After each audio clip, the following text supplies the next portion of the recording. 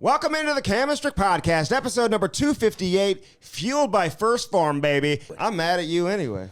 I know you are. That's why you were ignoring me. You were avoiding the issue. I was, yeah. You were. Exactly right. Because you knew you fucked up. I wasn't a fuck up. I was fucked up, and I didn't want to go anymore. Oh. Yeah. I had a golf tournament. Okay. Was. Tim Peel had a party. All the guys were there. I should have went. I'll say it. I need to do stuff like that. Andy and I would have been there. It would have been hilarious. Talked about the pod and stuff like that. I should have went to Tim Peel's party. I should have. I had a golf tournament that day at the Log Cabin Club. I was just tired, and we're like, fuck it, let's just get a pizza and watch movies. So I ignored you all night, and I just didn't feel like going. I had a long night Saturday night, man, and had a good time. So that would have rocked us pretty good. So I didn't go. I missed it. I should have went. My bad. Yeah, it's all good, man. I don't go to everything, man. Good. You know how it is. And PLZ did put on a great party. I will say that. Yeah. Yeah, man. I had a good weekend too. Shit. We're doing what? Fucking saw a soccer game for the first time. It's way too hot in this town. It was really hot out, dude. God damn. There's no fall. We don't ever get a fall. We don't get a spring. Yeah, we do. When? Well, it's coming. It's going to be a late fall. We're going to have fall in early December, dude. You think? Yeah. But I think it's going to be a nasty, wet winter. It's going to be a wet, you snowy don't know winter. that. It's supposed to. That's what people say. Like, who's telling you that? It's supposed to be like an El Nino kind of thing. Oh, really? Yeah. But you never know, man. People are wrong about that shit all the time. I hope I see a lot of snow. I don't like, my house is a lot more comfortable when it's cold outside. I like to bundle up. I like to watch football with the fire on. I like to snuggle with the puppies and not sweat my ass off at night. I like it when it's somewhat cold outside. It makes my house 10 times more comfortable. Yeah, no, that's I'm with all. you. Hey, what did Connor Bedard just do like 5 seconds ago? I don't know. Like, he's everywhere. I like the kid. I like his, like, post-game interviews and stuff like that because he's pretty cocky. They're like, you stayed out there and he ignored the bench for 2 minutes on the power play. He's like, well, I like his hockey. First ever preseason. Yeah, but he's playing with kids, too. So it's like, dude, you're pumping him up like he's King Dick, so he's going to stay out there for 2 minutes. Playing with kids. All the big dogs were in that game. Oh, okay. That was a home game. Yeah, I get that. No, I know. They didn't have the top bowl sold out, but he's still playing against not the best players. Okay, still preseason, man. Half the fucking the Blues team didn't have the best no, players. not at all. So anyway, but he's confident, man. He's a confident guy.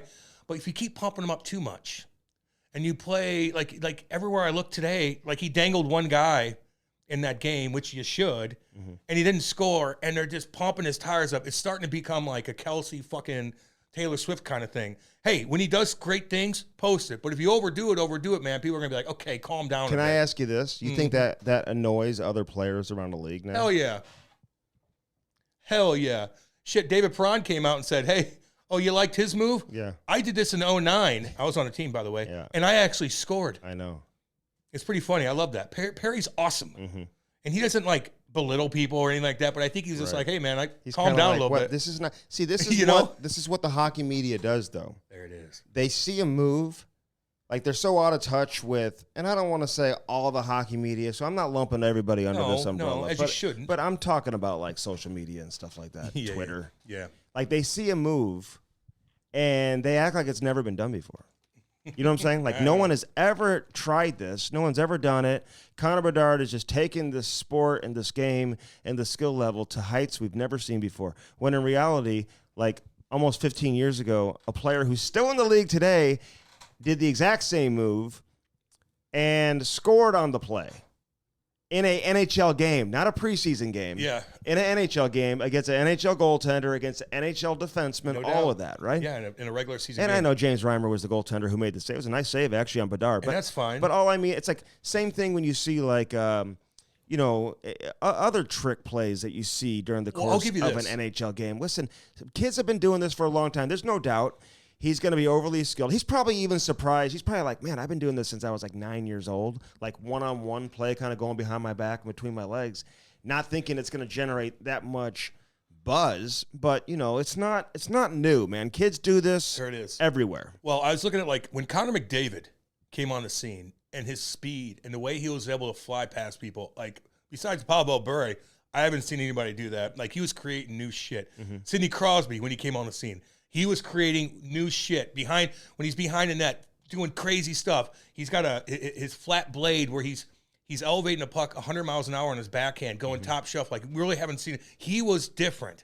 Connor Bedard is awesome. He's 10-2 in it everywhere, but he's not creating new things. Like he's just a good player. When Crosby was doing it, man, I'm like, I haven't seen this kid's the pace that Crosby had, the way he was getting to the net, the way he was moving the puck and stuff like that. That was different. What Bedard's doing is not different, but it's still fucking good.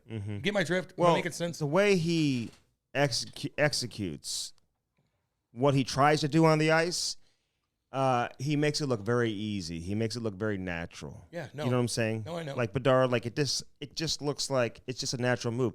That's going to be like one of his go-to moves. You're going to see him do that all the time. You know, it's just something he's going to do on a one-on-one play. It's difficult to defend, but listen, NHL teams are smart. You can't give this kid space in the neutral zone to allow him to wind up, enter the zone with a ton of speed. And NHL defensemen are going to understand his tendencies and maybe what he's trying to do. And somebody eventually, obviously, is going to probably put him down. Yeah. You know? Yeah. But I hope he's great. Listen, it'll be great for the NHL if he comes in and he, matches the noise and the excitement, But I'm still trying to figure out exactly who he is because you just mentioned a couple of other guys. I don't think he's Crosby, and I don't think he's McDavid. I think he's going to be a really good player. Yeah. And he's going to score a lot of goals and put up a lot of points. The team's not very good at all. Anyone who thinks like Chicago is going to like surprise people and all of a sudden, find their way into the playoff mix or whatever, it's not happening. Everyone knows that. Anyone who watches the game, follows the league, they certainly know that. It's not their time, and it shouldn't be their time, man. That's why they just picked first overall. No shit. Okay, because they're not good and they're not ready. But, the idea is that he gets them there and he gets them to a championship level, but it's going to take some time. I tell you what, I watched the other day on YouTube, I watched Sidney Crosby's first game as a Penguin in 2005, He owned the ice, man. Like when I watched him, like, God, he sticks out so fucking much. He's going 100 miles an hour doing crazy things. So then I compare and I watch Connor the other day. Like I watched all his shifts, all of them. Like he's fucking good, but he didn't stick out like Crosby did. I don't know how to compare him, but I watch. He stands out though. But like Crosby, like just watch his first game. It was ridiculous, dude. Flying past everybody. It was just a difference, just a little bit of a difference, man. Bedard's going to be a hell of a player. Is he going to be on Crosby level? I don't know. We don't know anything yet. But fuck, if he's going to try to fill those shoes, man, he's got a lot of work to do. You know what Crosby had? Crosby had the balls to get to the front of the net and play. He played hard. Yeah, dude. Right? And, he'd get into it after the whistle. He's face-washing guys. His helmet's knocked off. He's upset. He's whining to the officials. He's mad. He's emotional. Remember that? Like, I just wonder with Bedard, like, it's the NHL game on a nightly basis is not all about dazzling one-on-one moves. 1-on-3, none of that. It's just not realistic. So, is he capable of producing in the trenches? Exactly. Remember the shift with Crosby where he's behind the net, he spins off a guy, spins off another guy, goes up the wall, spins off him, does this, does that, has the puck, spinning, 3 steps, spinning, making plays, doing this, doing that. I haven't seen Bedard handle the puck like Crosby does. Like you said, in the trenches, spinning off 3 steps, separation. I see him go down 1-on-3, dangle here and there, do his thing. But some of that, like, hard nose in the corner, getting away from people, getting away from pressure, spinning, having the puck for a minute and a half. Guys are trying to pin you. You're off of them. You're burying your shoulder. I haven't seen that yet. There's a lot of hockey to go. I'm just being realistic, baby. When he gets the puck, though, he's going. Like you're waiting for him to do something special. He's going. And he owns the puck. When he gets it, he owns it. Like he immediately gets the opposing players on their heels. Yeah, backed up. You know what I'm saying? Yep. And he can walk you, and he's got great patience, and we all know he's got a great shot. And everything we pretty much have seen him do up to this point. I mean, like, listen, I know he got the assist on the overtime goal in the first preseason game he played, but like anybody in the league can make that. The little saucy pill. Like 2-on-1 saucy pill. Athanasiou skating up the ice, beats the guy up ice. Not many guys, if anyone, in the league is going to be able to skate with him. You know what I'm saying? Up the ice, he's going to pass anybody, and he just sauced it on his tape. Well, any midget AAA player is probably making that pass. I've seen you make a sauce pass. Probably, yeah. No, you were going 50 times slower. But I've seen you do it's a that. nice pass, but they're like, oh, my God, welcome to the NHL. And I'm sure. That wasn't the NHL yet. I'm sure that, all his teammates are excited about it, too. He even elevates the play in preseason because there's so much emotion going into these games. But the idea that, and listen, I'm not going to disrespect Taylor Hall, my He's very close to our family. Yeah, well, very, very bloodline. You know that. My kid and him look very alike. Very alike. And you were gone that weekend 7 years ago. But this idea that Taylor Hall is going to make Connor Bedard better, okay, like I can go along with that a little bit, but I think it's the other way around. This guy's going to make... Totally. He's going to make Taylor Hall... He's going to make everybody better. Way better than Taylor Hall is going to make Connor Bedard. He'll carry Taylor Hall. So I can't wait for things to get going. Me too. He's going to do some magical things. He's going to put up points. He's too good not to. I mean, you see what he's doing, even the confidence that he brings to the table, the swagger. He's 18. I like it. He's 18. I'm not being a hater. I'm just being honest, man. Like, right now, I know he's upper echelon. I just don't know if he's upper, big, Crosby, McDavid, Ovi, echelon. That's it. You're there, but are you there? Even Stamkos. That's all. What does Stamkos score in his second year in the league? I know the first year was goofy, playing for Barry and all that. Like, oh yeah, and I think he still had 20 plus. Barry Melrose. Yeah, it was like Barry's like, okay, all right, Barry, it's time to go back to TV. No doubt. Although it just didn't really work out with he and Stamkos. And he had a way he liked to coach and how he approached the game, and he wanted to coach, Stamkos hard, and I don't have a problem with that. I don't see the coaching with Connor Bedard being the same. Like you said, man, he's not even looking at the bench. They're not taking him off. They're leaving him on the ice.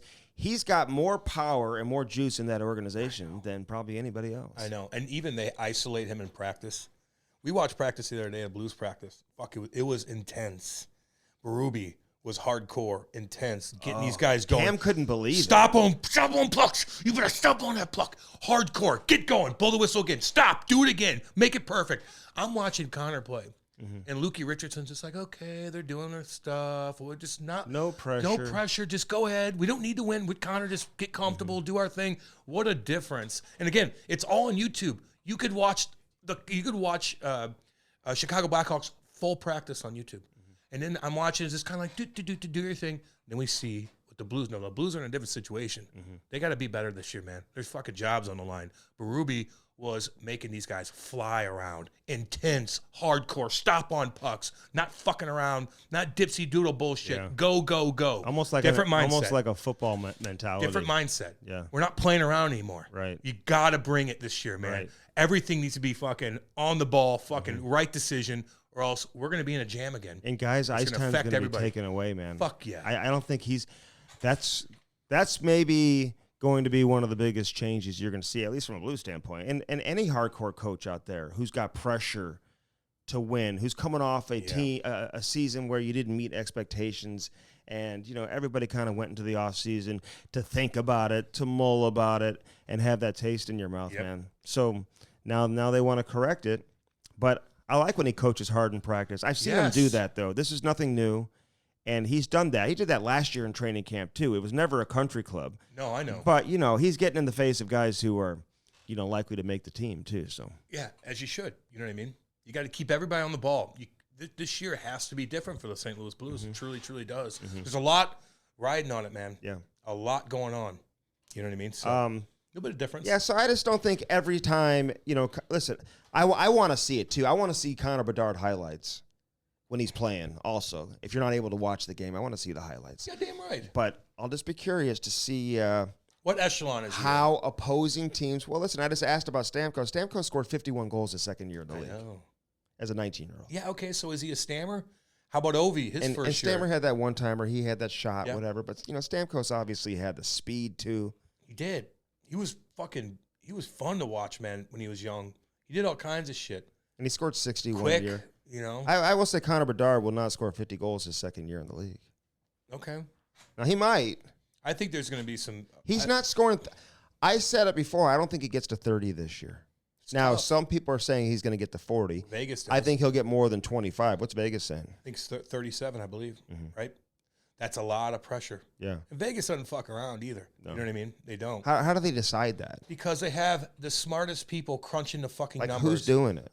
A ton of people. A computer or people? A ton of computers, people, everything. Vegas. What are they watching? I don't give a fuck. Are they scouting his games care about in junior? Dude, Vegas is money on the line.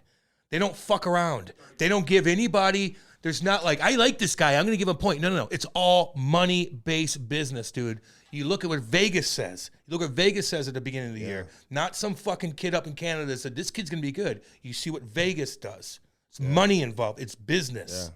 It's pretty amazing because they're pretty accurate, man. Fuck yeah, they are. They're fucking accurate. And they give the Blues and they do random points. Fucking games, too. I know. You know, like Western Middle Tennessee Country State. I know. You know, playing against some other random. And like, damn. They'll know. They know, dude. Like 17 and a half. Now, they're not always right, but no one is. But they're pretty fucking close, man. Mm-hmm. Or else the business doesn't work. Yeah. They're wrong all the time. They're fucked. I don't think Bedard's teammates will get sick of him getting the attention, though, because it is what it is. You know what I'm saying? Yeah, no, I don't. If he what are they? He's going to get all the attention after games, you know, with the media, after practices. And he's bringing attention to their team, too. So, of course he is. You know, they only have so many of these guys. Not every first overall pick comes into the league with this much attention. A lot of them do. But this one's a little bit different. You think he'll get Rookie of the Year? No. Okay. Now, he probably... Listen, I can't sit here and say... I know. Well, I'm just saying. He might. There's some other fucking... He's the most talented rookie coming into the league. But when people's argument is that, well, he's going to get every opportunity because he's going to be on the power play and he's going to be out there in every offensive situation. I mean, you can make the case that Adam Fantilli may be their best player, no too. doubt. Well, in Columbus, you know what I'm saying? Logan Cooley in Arizona. You don't think he's going to be out on the ice? For everything? Playing with their best players, every power play, every offensive zone faceoff. He'll be given every opportunity as well. And, you know, I think I said this last time too, man. Fantilli and Cooley, they're 1 year older than, you know, Connor Bedard. They've played a full season of college hockey against grown men. You know, I think... you know. No, I think there's some benefit to that. A grown man's a 31-year-old that's got 3 kids that's been in the fucking league. That's how I look at grown men. I got you, but, you know, he's not playing against 16-year-olds and 17-year-olds and 18-year-olds. Playing against 20, 21, 22. 22, 23. But then you look at a 22-year-old. And there's 24-year-olds, Cam, in college, too. I know. And now with the COVID situation and everyone being granted a 5th season and all that stuff, college hockey's older than ever. Well, Colin Wilson went there when he was 30. Where? Well, he went back to college when he was 30. Oh, he did. He can't play. Yeah, he was. Like just. But my point is, like, classes. A grown man, I'm considering a 30-year-old. I got you. That's how I look at it. Mm-hmm. But no, you're right though. It's still older. It's still older guys. It's older and stronger and bigger and meaner than probably junior hockey. I don't know. There's just no fighting. Meaner? I don't know, Cam. There's just no fighting. If you think you're looking at it from when you played. I know. It's different now. It's not like that. You're right. You know what I'm saying? Yeah, I get that. I don't know how. Listen, when you play 30 fucking games a year, like it's like a soccer schedule. Yeah, it's like it ain't that fucking difficult. You're not grinding that much. It's kind of fake, to be honest with you. Mm-hmm. I got 30 you. fucking games. But I think there's a lot of WNBA. I think there's a lot of benefit though. That's why you see so many college kids. Well, they WNBA. I know. Yeah. I forgot they want equal pay, but I forgot they play 30 going on games right a now. year. I was listening to. I was watching one of the playoff games the other day. You probably were. Very talented. The analyst was just breaking it down. I mean that league is deeper than ever right now. It's a bad product. It's deep. Oh yeah, deep enough not to make money. But in college, these guys. I mean, you see some of the facilities they have. Oh, North Dakota, this we talked about last week, didn't we? But I mean, Michigan State. You can go on and on and on. How about that motherfucker at Michigan? Do you see what's his name? I got it in my notes, dude. Did you see what he did? Hockey player for Michigan. Mm-hmm. Fucking idiot. He goes, him and this girl, Michigan. Mm-hmm. Fucking stud. You're playing for Michigan. You're doing pretty dang. Hockey player? Hockey player. His name is, hold on, Andy. I put moron of the week. You know, you of Michigan hockey team, Johnny Drukinis. Okay. Driving around with this girl, goes to the Jewish dorm and takes spray paint and fucking spray paint swastikas. Oh my God. And got fucking booted. What a fucking idiot. He put spray paint dude. On the fraternity house? Yeah. Something like that. And got fucking booted, dude. And she got suspended. I don't think she got kicked off for like her volleyball team. I think she did the same thing. He was with some chick. Why the fuck would you do that? You know what? You idiot. Okay, so you're fucking done, dude. He's done forever. Listen, and I had an argument with some of the guys on the radio show today. They're like, oh, they'll give him a chance. No. Now listen to me. This isn't the NFL, man. Exactly what I said. It's not the NFL. And you know what? If you get a D-dub, might be a different story. You want to fight a cab driver or something like that, what Kaner did, okay, different. But once you become racist, anti-Semitic, homophobic, anti-LGBT, you're fucked. You know who's Jewish? You're fucked. You know who's Jewish? Gary Bettman? Yep. No shit. You don't think I knew that? And I bet you a lot of owners are, too. Yep. A lot of people with money and hands in the NHL, and people big that dogs. work within different teams and whatever. So I mean, you're right. It's not the NFL. Those guys can get away with literally murder. And they could fucking sexually harass 23 women and still fucking you can knock out a woman in a bar. In a bar, Joe Mixon. Knock her out with a left hook with a video camera watching you. Yeah. Now he's still praised. Fucking Deshaun Watson. His sister, by the way, kidding? Joe Mixon, his sister like shot some kid. Are who you was kidding? running around in his backyard this summer playing with like Nerf guns and shit. Isn't that something? They're like, dude, the hockey. No. You're fucked. At his house, by the way. You're fucked in hockey, dude. They cannot risk it. Yeah. NFL could deal with that shit. The NHL will not. They will not. Again, if it's anti-Semitic, if it's homophobic, racist, you are ruined. The biggest difference is here is he's caught on camera, too. It's like Which one? This Michigan hockey player. Oh, did you see it? Well, I haven't looked at the video, but I'm reading a story here about it. Yeah, what's it say exactly? It's just so I don't. Johnny Druskinis. Caught on camera spray painting swastikas onto the Jewish Resource Center during Welcome Week. Hey, man, anti-Semitism is out there more than anything. Jews get it the worst from anybody. They do. No one really talks about it that much, but they do. And that's fucking brutal, man.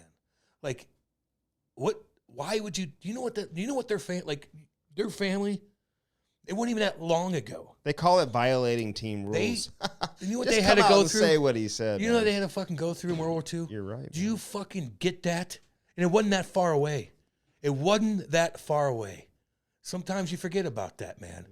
And you fucking put swastikas. Are you kidding me? Stupid. People are like, they'll give him another chance. Oh! Dude. No, they won't. No, they won't. Well, if he's good enough, he will. No, this is different. What's the kid's name, obviously? The Mitchell? Mitchell Miller. Mitchell Miller. He ain't getting no chance. And he ain't getting another chance. No. And, he did some stupid shit, nasty things, too. And this guy was in, like, middle school when he did it. He wasn't in college. What, a fucking 20-year-old. Hey, all y'all, when you're in college, you're a grown-ass man. Damn right You're not a fucking kid. You may act like you are because mommy and daddy are sending you money and they're paying for your phone, and they're paying for your car, and they're paying your tuition. And you're a big dick on campus. And you got their ATM card, and you're, withdrawing as much. And now you're the Division I, hockey player at, one of the premier schools, man. You're not a little kid. No. He should be prosecuted. Honestly. For hate crime? It's a hate crime. He should be prosecuted. Like, imagine somebody's family. One of the kids or somebody's family that their parents had to fucking flee Poland and France, and Germany. What does it say about his parents? Are you fucking What does it say me? about his parents? He's probably a little rich pussy boy. Mommy and dad gave him everything. Had a ton of talent when he was a kid. Now, I don't know this kid, but to think that way, to be able to do that. How could you ever, in today's climate? You're crazy. Let alone 20, 30 years ago. I've done stupid things, dude, but who would ever consider like doing something like this? I don't know. I'm kind of dumbfounded on this one, man. This kid, he must be one of the dumbest student athletes in the history of the University of Michigan, man. No offense, that's bad, but knocking some girl out in a bar is worse. Going to 23 different girls and having them try to jerk you off when they didn't want to is worse. Is that what Deshaun Watson did? Dude, are you kidding? Like he's asking them. Fucking weirdo. Traveled around the U.S., find these different girls, had his fucking cock hanging out. They're all like, this guy's fucked. Like, I don't give a fuck who you are. Not every girl's down with that shit, dude. No. There might be a couple, but I'm telling you, man, you think you're fucking above I don't know. That's way worse. But this kid's going to get fucked, and people think that he's going to get a second chance. I don't think he is. Not for a long, long time. Should he? Yeah. You think he should get a... See, listen, I'm all for second chances. Oh, it's the first Monday of the month, baby. Listen. Oh, that's a horrific sound. It's October now. What does that even mean? What does it mean? Well, this is just a test. It's a test, but it's October. It's not going to happen. How do you know it's not the real thing? Well, because I'm looking at the goddamn sky, and I know what the weather is, and it's not tornadic by any stretch of the imagination. But that's a scary sound. What if it was? What would we do? We'd be. These are this building's I think made we of need brick. to have like a test or something, or like a. This building's made of brick, dude. We'll go right out here and be okay. You think? Yeah. It'd have to be an E, and not to mention we have other buildings next to us. An EF5 will wreck some of this shit. But you would have to have a very, very powerful tornado. You still tuck your head down low, like into the hallway, like you did back in the day? Yeah, no, we just go in a stairwell. Just hang out the stairwell. That's what you do. Turn your thing off. And then everything's okay? Yeah, you'd be okay. In the middle of that stairwell? This sounds like it'd have to be an EF5. Sounds like a different warning than I've heard before. That's a stupid thing to say, no, Andy. This sounds a little more warning. serious. It's a warning. No big deal. It's a warning. It's scary, though. Listen, I normally, Cam, and you know this, I kind of always have a soft spot for the kid who makes a mistake. Me too. Like, I'll even admit, like, you know, and you know, part of it is like learning more, and I felt like I learned more about the Mitchell Miller kid from Nick Foligno when he came on, and like, you know, Nicky boy. Like, so, you know, I don't know where we're at with everybody who makes a mistake. I do want to think that when you make a mistake as a young kid, that you have a chance in life to like rehabilitate yourself and to make something for yourself. That whatever mistake you make when you're a adolescent doesn't necessarily prevent you from being successful in life, if that makes sense. You know what I mean? I mean, outside of like murdering somebody or committing some serious crime. Even so what he did, obviously he's got to live with the rest of his life. Mitchell Miller, from a hockey standpoint, he's playing somewhere over in like some country right now. Yeah. But playing in the NHL is probably not going to happen. NHL and you know what? Doesn't play around. And I've talked to kids, man. Like that guy is an NHL talent. Like he's a sick player. Really? Oh my God! Look at the numbers he put up as a defenseman in the USHL. Like he was unbelievable. You know what I mean? I know. Yeah, again, dude, like the NHL is different than the NBA. The NHL is different than the MLB. Yeah. The NHL is different than the fucking NFL. Yeah. It is different. But I can understand. They can't afford from the fan base to deal with shit like that. No, you had protesters outside their building and everything. NFL can because you know what, you're watching it no matter what because you're gambling on it. Yeah. No one gambles on the NHL. That's a problem. I mean, even Michael Vick, man, who did his he got rocked. Dog fighting shit. It was horrible. And he had to go to prison. Yes, he did. And his career got impacted. For him to come back and play the way he did is actually miraculous. You mess with PETA, dude. PETA's like protesting and shit. Look what he was doing. But now you're seeing him like in a suite during like national televised like primetime games, you know, sitting with like the commissioner of the NFL and shit. You know what I mean? They would torture these doggies, dude. Oh yeah. They would torture Bad News Kennels. Torture them. They'd have little puppy dogs that are just like, hi, and they'd give them to the pit bulls. The pit bulls would tear them apart. Oh my God. It was horrible. You think dog fighting still goes on? Yes. In the neighborhoods and shit. Yeah. Cockfighting's the chickens? I don't give a fuck about cockfighting. I don't give a shit. What do you mean? They're just fighting each other? Yeah, the big time bets in Mexico for cockfighting. Like how much money are you putting down for that? I don't know, but I ain't gonna go to one of them. So this is big in Mexico? Mm-hmm. Like you know much about this or? No, I just know a little bit. But tell me about a cockfighter. You put a cock and another cock, and they fight. And you throw money down. What's a cock? A fucking rooster, and they they kill each other. Really? And I'm like, listen, like somebody doesn't survive the fight? No, they dead, dude. So like, but dogs are different. Dogs are a different category than a fucking rooster, in my opinion. If I go outside and I step on a fucking caterpillar, are you bugged about it? No. No pun intended, but yeah. Exactly. Kind but if I go out there and I kick a puppy, I'm fucking done. Oh, so. Yeah. And if I saw somebody, if somebody had a cockfight in their backyard, I'm like, but if somebody was torturing a dog, I would go out of my way to stop it. Would you? I would go out of my What if fucking they were doing that even to if a rooster? Don't care. Even if I drove past some fucking Hoosier's house and there's some dog, it's 110 degrees and the dog's chained up in the front yard and the sun's beating down on them and there's no water, and I'd be like, fuck, I might have to stop and save this goddamn thing. Or I'd call fucking animal services or whatever, and be like, check out this stupid Hoosier. Like, I kind of would do that. Mm-hmm. You're torturing a fucking dog. Like, I'm going to get you. I don't care about a cock. I don't care about a rooster. You go to prison. You go for that? kill a squirrel, whatever. You go to prison for that? For what? Torturing a dog? No, for like a cockfighting. Yeah, it's illegal. It is. Mm-hmm. Yeah, dogfighting, man. I never quite understood that. I don't like it. So I went over to David Backus's house, one time, and all the dogs always come back to. A bunch of cocks over there. No, but it always comes back to David when talking about the dogs. But he had in his wine cellar on display X number of bottles with the picture and the name of each dog that was killed in that dog fighting thing. Oh, really? Yeah. Like in memory. Michael Vick's? Yeah, Michael Vick's deal. Oh, God. In memory of the dog. Jesus, so I I can't don't even know. look at that, Did the dogs man. die or not? Fuck yes. Okay, They'd so- electrocute them. Yeah. Oh, they would shit. torture them. Really? Yes, dude. Read about it. It's I horrible. don't want to read about it. But still, he didn't kill anybody. Like Ray Lewis. You think he did it? I think he knew exactly what was going on. Now he praises Jesus and all that stuff, and he's a changed man. He's very animated. I like human Ray Lewis, being. don't get Me me wrong. too, man. But that motherfucker got down with it back in the day, and he's lucky. Okay, so this was in So Atlanta is Snoop Dogg. during the Super Bowl. Murder was the case that they gave me. Yeah, dude. That's Snoop. You think he killed somebody too? I think he had something to do with it. Yep.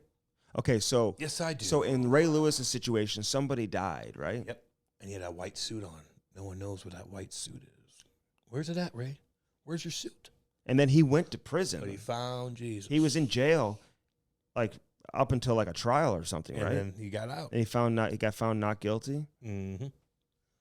Who else? And then he became like the biggest mentor in like the history. I know. I like Ray Lewis. NFL. He's got some Deion Sanders in him. He does. Well, fuck. He was If a this shit dude kicker. wanted to be a college coach and wanted to have a production crew follow him around, he could probably have No just doubt as much attention, man, with his pump up speeches and stuff. Have him come out and do his like dance. Oh my God, That was awesome. Mm-hmm.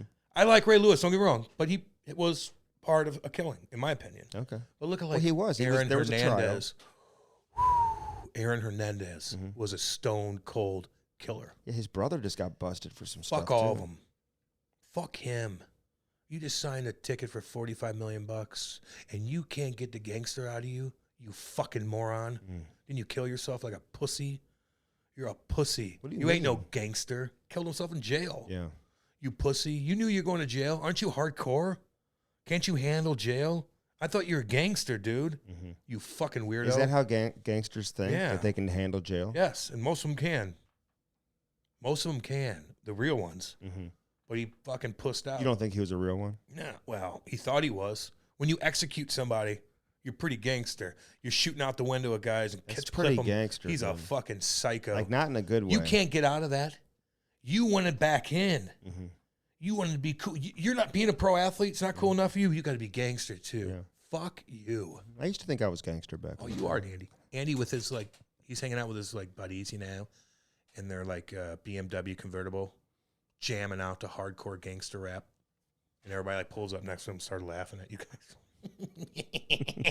I wasn't like his that. white BMW with the Okay, well, I didn't have convertible. No, your buddies.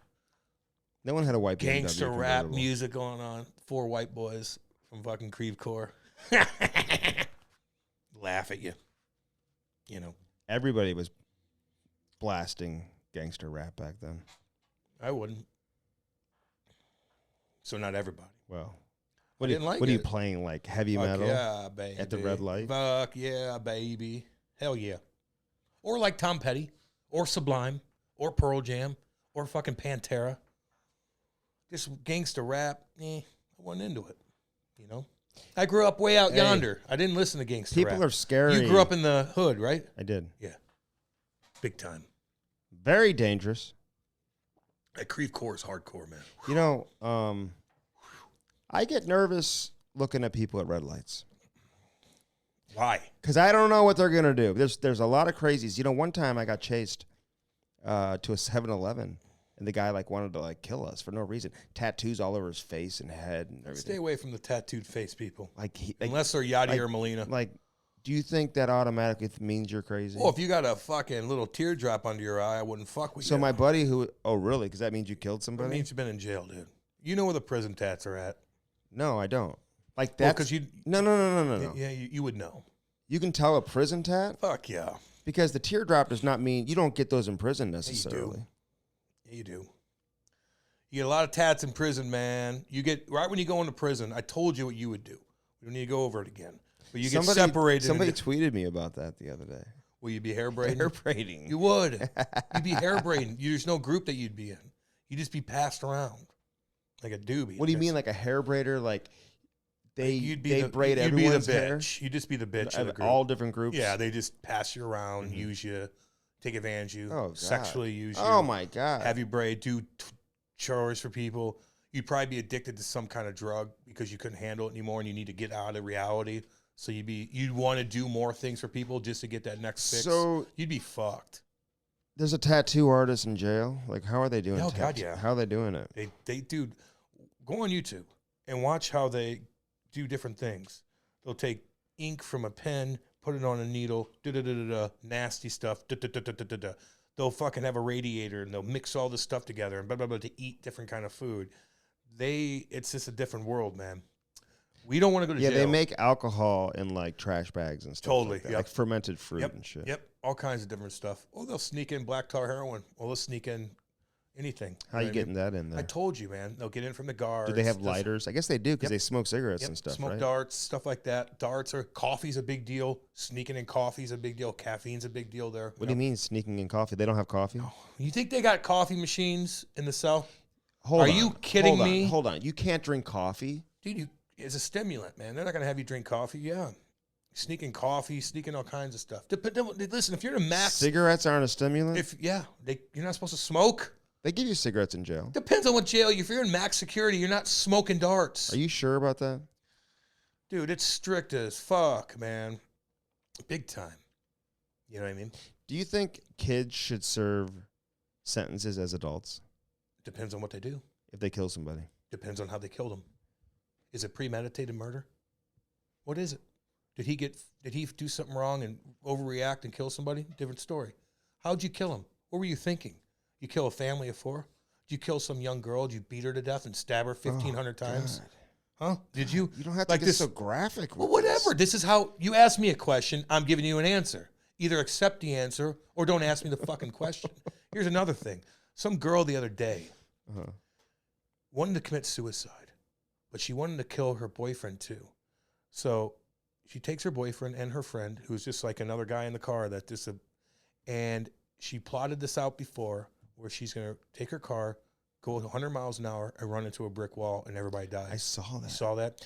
And she looked like a normal. I know. Normal. And she does it, and she survives. And she's like, oh, God. And people are like, oh, it's just an accident. No, but then they look at the camera. She's been in that same spot over and over, trying to figure out when she could gas the car and when she's going to run in this thing. And she was found guilty of first, second degree murder. She's going to jail for like 20 years. Started crying. Just 20. Yeah, she's a young kid. That's might be more than that. But she thought she was going to get away with it because she was going to be like a suicide attempt. But she survived. And isn't she still like talking about her boyfriend, like how much I loved him? Yeah. I didn't know. I saw the court hearing of it. They're like, nope. The judge like, nope. You did this on purpose. This is where you were the night before. I watched this. Look at the video here. You're guilty. She's like, oh, start crying. You're done, girl. And that little girl goes to jail with those shit-kicking women. You'd be braiding hair in the women's jail, Hold too, on now. Just so you know. Hold on. The women's jail dynamic is much different than the men's. Shit-kick that woman. Those fucking killers in there, dude. There's killers in the women's prison. And that little girl is going to get fucked. Big time. Just like you would in the women's jail. God, don't look at me like that, dude.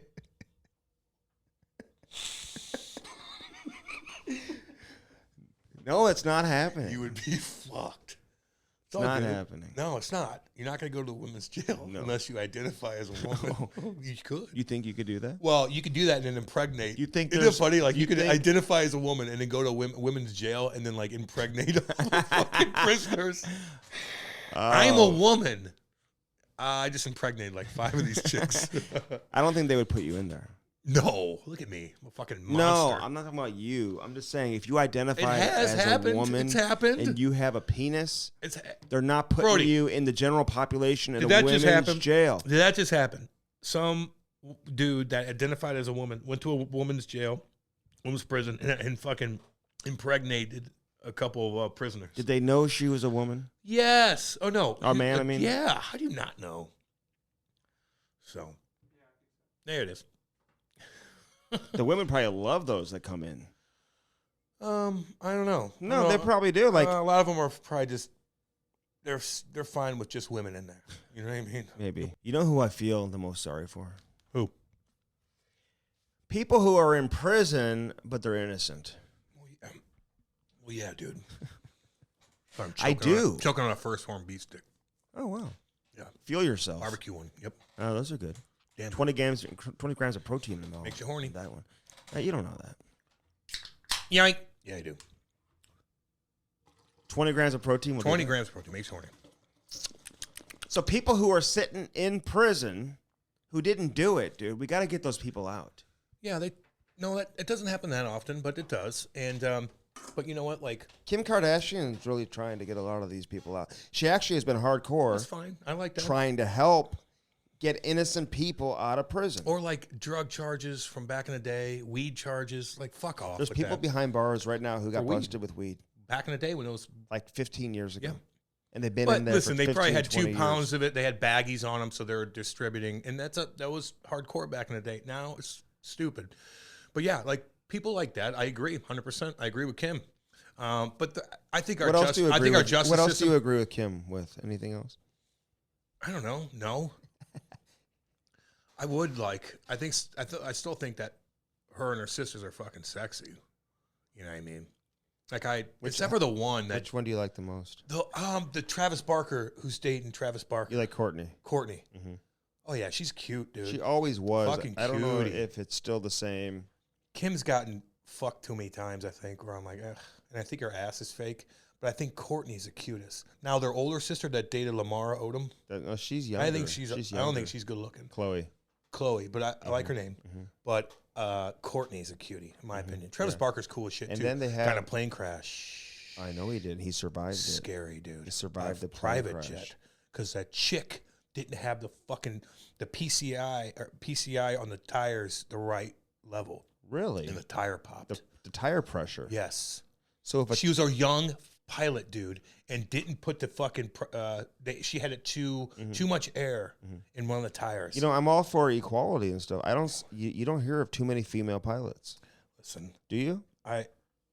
No. I mean listen. Do you hear that many bricklayers that are female? No. How about fucking working on an oil rig? Mm-hmm. No. How about asphalt sealing? No. Mm-hmm. So there's jobs that a lot of women aren't interested in, and being a pilot's one of them. So just because she's a woman, I want the best. And that's a private jet. You pick out who, and the thing is, like, I think they ordered a jet, and they had to find another one quick. And so they just had this young female pilot, and she didn't, the tires were fucked up, and they blew, and they almost died. A lot of people died on that plane. When I was a landlord managing my properties, I had someone come interview to live there, Cam. Yeah. It was a man transitioning into a woman. Mm-hmm. So you could kind of like see both, like the man and the woman in her. Oh, God, it's the worst. Yeah. And no, it wasn't the worst. When you could tell it's a dude? Well, they were in transition because I asked, because the name was kind of like not jiving with like the. His name was Bill? Something like that. And I just was confused. It's all good. So it was in my living room. Were they nice? Oh, that's all that matters. So nice. But he or she, super long nails, like high heels, the whole 9 yards, but kind of like a man, features. Mm-hmm. And he was or she was a bricklayer. He was. Yeah. I'm like, that's hard work, man. I go, how do you do that with those nails, man? Well, he probably doesn't do it anymore. He's a he gave me his employer's phone number. I had to call. Okay. Yeah. What the fuck is the point of this? I offered, and I just because I didn't want to whatever, but because you said bricklayer. You don't hear too many females. Yeah, but you're talking about a dude that's turning into a woman. Tell me a woman that's doing bricklaying. I haven't met any. I haven't met any of those. Why aren't they anybody fighting to get one of those jobs? They might be. Oh, they are? Where's that at? Where's the stats to show that? Nowhere. Sure, there's some. No, there's not. No, there's not. You know what I mean? There's got to be something out there. Well, there's a couple chicks that do it. You go down the highway here on Manchester Road, like 99% of it's dudes, but then you'll see a chick out there grinding on the side of the road, digging ditches and You shit. think that's the most difficult, hardest? No. Manual You ever labor. see? You want to see hard? Don't tell me. What? Waterproofing. Well, fuck, that's god awful too. Is that what your dad did? Yes. Okay. In 110 degree water. Yeah. You gonna tell him it wasn't hard? With tar? You gonna tell him it wasn't hard? Are you fucking crazy? No, I'm just saying. Asphalt ceiling in Missouri fucking summer? Roofing. Are you kidding? Roofing. But being a roughneck, watch videos. What is that? On an oil rig, baby. Look at these motherfuckers on these oil rigs. Now, they get good money. But being a roughneck on the oil rig is goddamn scary, dude. Horrible. There's a lot of hardcore jobs, man. How about being a steel worker up on a building, 200, 300 feet in the air, walking on these steel beams? Could you do that? God, no. Again, look at how they built the Empire State Building back in the 20s. See what they had. No safety nets, nothing, dude. They're up there fucking having their coffee, jumping over different steel beams, taking beams, almost falling, windy as hell, rainy, and they're up there with no protection in the 20s. A lot of people died. A lot of people died building that. A lot of people died building the Chrysler Building. A lot of people died building Golden Gate Bridge. Really? God, yeah. The Golden Gate Bridge? Mm-hmm. I've been on that several times. You see they have a netting down now? Why? Because people try to jump off of that? Yep. Like suicide? Yeah. There's a guy that's weird, man. Like, you jump off the Golden Gate Bridge. It was weird. There's a family that has a photo. And they're like, yeah, like, everybody's fun. And in the back of the photo, there's a guy just about to jump off. Really? Yes. And another guy jumped off and survived and told a story. What'd they land into? Like concrete, dude. That water's concrete. He survived? It's concrete. Knocked him out. Boat was right there. Picked him up. Saved him. Oh, my God. One of the few. That's way up there, homie. That's concrete. It's making me like a little like uneasy even thinking about it. Well, it's I don't hardcore. like thinking about that. Well, then don't think about what it. Were you, Jesus Christ. Okay, well tell me because you're giving me like. I'm just letting you know. What's up. I'm letting you know what's up. Hey, what were you saying about the correction system though? You said. Excuse me? You're saying something about the correction system, the correctional system. Well, I think we have it pretty good in the United States. You want to go get in jail in Mexico? Go tell me how that works. Go ahead. I'm sure they're all terrible. United States is the best still. Best jail? Well, it's the best process. Well, how do you compare jail? It's the best system. It's the best process. Like due process. You're not guilty until you fucking, you go to a judge. You get your own lawyer for free. You have a pretty good system down here. It's not the best, or it's not perfect, but it's still the best. Go over to fucking Eastern Europe and commit a crime in Romania, like the Tate brothers. Go see what happens to you there. Like BG did? Like your girl. I think she was BG. wrongly. Although I saw that video of her with no shirt on, dude. What do you mean? What the fuck is that? Oh, I don't think you should talk about that. Well, she's playing basketball in her backyard with no shirt on. She looks. I think that was Photoshop. It could be. I mean, you really believe that?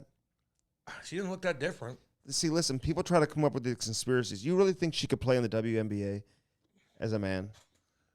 No. They say that about Michelle Obama too, and all this stuff. Oh God, I know. I don't believe that. Honestly, and I mean this, and I'm not saying like I know anything. Look at the video. Anybody. Is it fake, Brody? What is that? But you see it? that has got to be the most disrespectful thing to say about somebody. Did you see the without knowing? Did you see the video of her? Is that a fake video? I'm just looking at a video. I don't know. I'm just looking at the video. Well, not everyone. It's really odd. First off, she's a unique human being in the fact that she's like 6'9". Yeah, that's not normal, and she still could barely dunk. Oh, weird? She throws it down. No, she doesn't, and that's the weird part. She throws it down. How are you 6'9" and you can't do like fucking spinoramas and shit? She barely gets up there. They will one day. Yeah, if they lower the rim, they should lower the rim. You know what I mean? How dare you say that? What are you talking about? Shaq said it to you. Lower the fucking rim so you could dunk and do alley-oops and shit. Put it down a couple feet. I can't wait to see an alley-oop. Slam it down, baby. Like a Phoenix Mercury game? Yeah. It's not into it, man. It's not into it. Hey, you want to come over and watch a game? I'll come over one of these nights and watch a hockey game with you. No. Like a WNBA game. No, don't like waste my fucking... Like the finals. Why would you waste my time? It's a waste of like time. the finals. No, man. Bore me to death. I don't even watch NBA. I don't even watch college. I watch college football, and that's it. I don't watch college basketball. This is the most fun I've had watching college football in ages. It's awesome. I don't know what it is. Dude, it's entertaining. I don't remember having this much time on a Saturday. Saturdays I are feel like awesome. the NHL season's starting later this year. It's not, though. It's not? normal. This is the most normal season since 2019. Like, I've been able to watch my Fighting Irish and stuff, you know? Yeah, they're Notre Dame. Mm-hmm. Yeah, they're not doing that great. Yeah, They're 5-1. Yeah, well, they should be 5-0. They should be 6-0. They had 10 players out twice the last play of the game against Ohio State. What the fuck are you thinking? God, they dominated that Dude, game. I had a kid with me. We were partying that night on a party bus, and I had a kid that works with me who doesn't drink, and I told him not to drink, and he drank too much, and he was passed out on the bus. And him with one eye open watched on the bus that game and said he counted 10 at the end, and their fucking coach that's from Notre Dame, who should be smart as shit, didn't realize it twice. That's stupid. Yeah, their coach, he's a popular coach, but he was bothering me this weekend or last weekend because they were taking way too many penalties, and I just didn't like his reaction. He was like, "Come on, guys, like too nice." Yeah, like kick him in the ass. Come on, football coaches are not built to be nice. It's not a nice sport. No, it's not. It's hardcore, man. It's like hardcore, Damn and right like it when is. you make mistakes, you hear about it and you pay the price. Yeah, I know. Football's tough, That's man. how it was back in the day. Fuck, if you fucked up back in the day at Eureka High School football, you are running laps until the cows come home. Running laps. Oh, sprints, run, every burpees. You know, I was doing this drill with 7-year-olds yesterday, and I was wondering, like, it was like kind of like it was like a station kind of drill where you've got 3 defenders with their sticks turned over, and then 3 players on the outside. And the idea is to move without the puck and move with the puck and find good passing lanes and try to keep it away from the defenders. Yeah, with sticks turned over. And I wanted to make them like do sideboards or push-ups when they turn the puck over because, God, yeah. you know, and I'm like, is it too early to start doing stuff like Just that? one. Okay, go back and forth. Nope, you lost the puck. Go back and forth. You don't have to scream at them. No. Just make it like, oh, God, I screwed up. Okay, real quick. Boom, boom, back and forth. Yep. Don't make it like, oh, you get back, I do it. No, just like, okay, you lose the puck, go back and forth. That'll teach you to like hang on to the puck for that extra second and take a look. Don't overthink it. You still got to let these kids know when they make a mistake. Don't torture them. No. But be like, don't grab their phone. But be like, okay, you turned it over. I went back and forth twice. Let's go. Grab their phone. I will say this because I know, I guess not this episode, but we're talking to somebody from Columbus today. But I don't know if I've said this. You can tell me if I have, and I apologize if I've already said it. But I heard Babcock tried to take Rick Nash's phone, and Rick Nash told him to basically go F himself. I heard that too. But it was confirmed again. Ricky Nash is like, excuse me, sir. Ricky Nash, who I heard actually supported the idea of Babcock coming on board. I'm not holding that against Rick Nash at all. He's like, whatever, I had this guy in international tournaments. Could probably help us win some games. Yeah, that didn't work. What do you think Babcock's thinking right now? Oh, he's probably playing golf. Probably playing golf with Hitch. You think he's just completely oblivious to it all? Yeah, I think he's just like, I tried. Got another $4 million I'm out making of money. it. You know what I mean? Until he goes to the depending on where he lives. Because if he goes anywhere and somebody recognizes him, it's not going to be, hey, dude, we love you. No, it's going to be like, you fucking weirdo. But the people that loved him before probably still love him. They're still going to kiss his ass. Who loves him? Small town Canada. They're still going to be like, oh, it's Babcock. Maybe. Tell us about Pavel Datsyuk. Yeah. Tell us a Zetterberg story. Tell me a Nicholas Lidstrom story. That ain't there yet, dude. That ain't going to be there yet. The first thing on their mind is like, what the fuck's wrong with you? Mm-hmm. You know what I mean? No. Those guys are going to get him, dude. Everywhere he goes, somebody's going to say something dickheaded to him. And you know what? Rightfully so. And I don't know how much money he's getting. All I do know is that he had a contract paying him $4 million for each of the 2 years. That's $8 million. So considering there was some level of settlement, I'm guessing he walked away with whatever, 50%. For Schmill, baby. I guarantee. And he really didn't coach the last 3 years for 6.5. This guy's made more money. He's like to not coach. I know he's like those backup quarterbacks that made $70 million. Do you think he apologized to JD and Yarmo? Yeah. Yeah, I do. You do. I think that's what normal people would do, although he's not normal. But I think at the end of the day, he would apologize to those guys. Like, fuck, I'm sorry. I thought I had a game plan here. It didn't work. You know, Or he's like, well, what the fuck did I do? What do you mean? What would you do? Yeah, you think like when Yarmo or JD went to Babcock and said, "Hey man, it's done." Basically, the league is pretty much saying it's either the NHLPA's on it. Like, it's either like we're getting fired or you're getting fired, and we're not getting fired, so you're gonna go. Yeah, but I do think I think you'd apologize. Maybe. Do you think he apologized to the players? No, but these guys stuck their necks out and gave him a second chance. I know, man. When he was basically donezo, and Note to self. That's how you reward him. Note to self: these old school cats, these old school coaches, man, especially that have a bad reputation. Don't give them. There's other players out there. There's other coaches out there they could hire. Like, you don't need to go back to the well with some of these old school cats. And that's where I think even Joe Quenneville's in a jam now because of this Mike Babcock. Yeah. I think there's stigmatism between these old school coaches that already are on their second chance. I just don't think they're going to get that I do anymore. think the Quenneville situation, and I know you do too, is completely different. It is. But it's not. But at the same time, I do look at, like, I'd put Bill Peters in the same conversation. Yeah, any of these guys. I know. Like, anybody who would look for a second chance to get back into the NHL. It's going to be tougher now.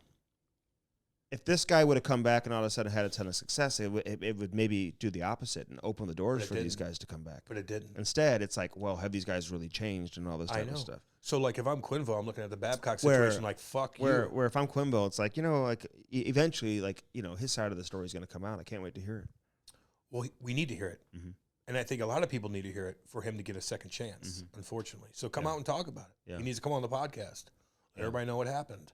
Didn't see. But why even hide it?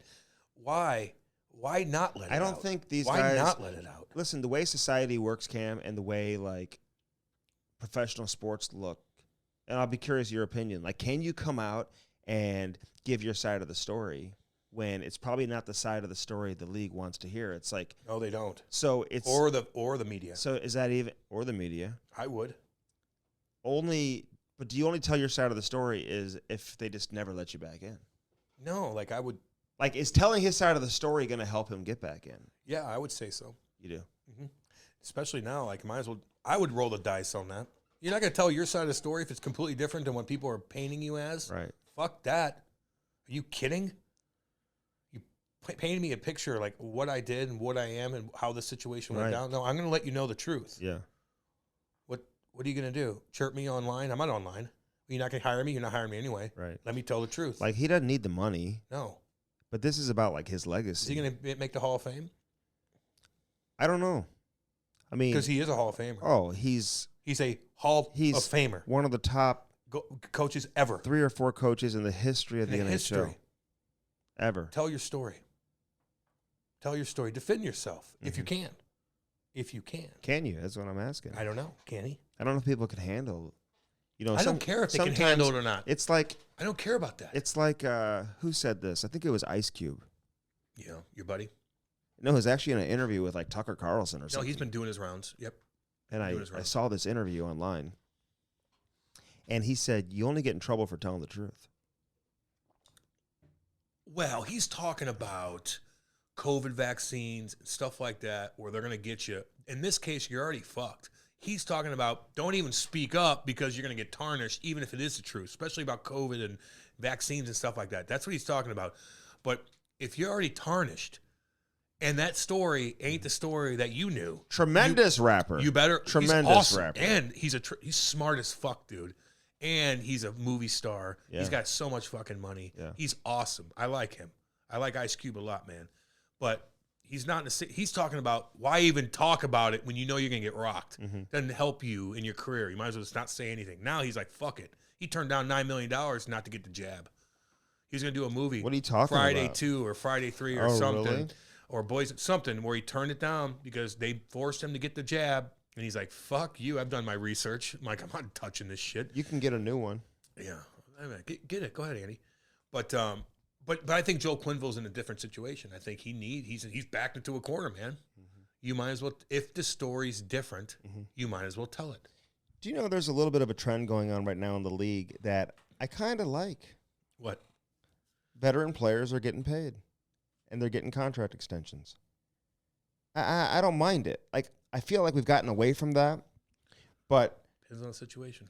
With Matt Zuccarello getting a 2-year contract extension. Okay. at 36, 37. Guy could fly still.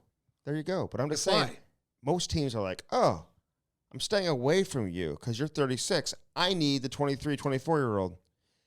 Then Marcus Foligno and Billy Guerin's the one doing this because he kept getting paid when he was a player. Well, he was still good at an advanced age, and he was winning cups. And he knows, and he's like, you know what? These are the guys that are going to help me win, man. I need veteran guys who know how to play the game. I agree with that. And know how to handle themselves in the dressing room, on the road, on the plane. Keep the locker room tight, man. But you give a 33-year-old a 6-year deal, like that kind of shit. Who's getting that? Well, I don't know. Hopefully nobody. I'm not saying that. I'm just looking at the 2 years at 36. Okay, like the kid could fly. Yeah, but you don't see too many 36-year-olds getting those type of deals at $4 million plus. He's flying around still. I just say, for the Blues, because we're here and it affects us, that you give a 33-year-old a long-term contract because you feel like you owe it to him. Mm-hmm. I don't think that's healthy. Okay, but there's you know what I mean? 29, 30-year-olds who teams would be scared to give a 7 or 8 year contract to. I know, because they worry about those last couple of years. Well, duh. I don't blame them. Or like a Ryan O'Reilly, for example, still got 4 years. It's a lot. It's a lot. At 32, it's going to slow down too. Marcus Foligno gets a 4-year contract extension at 32. He's crushing guys still. He's your leader. I don't know. Everybody's different. Everybody age is different too.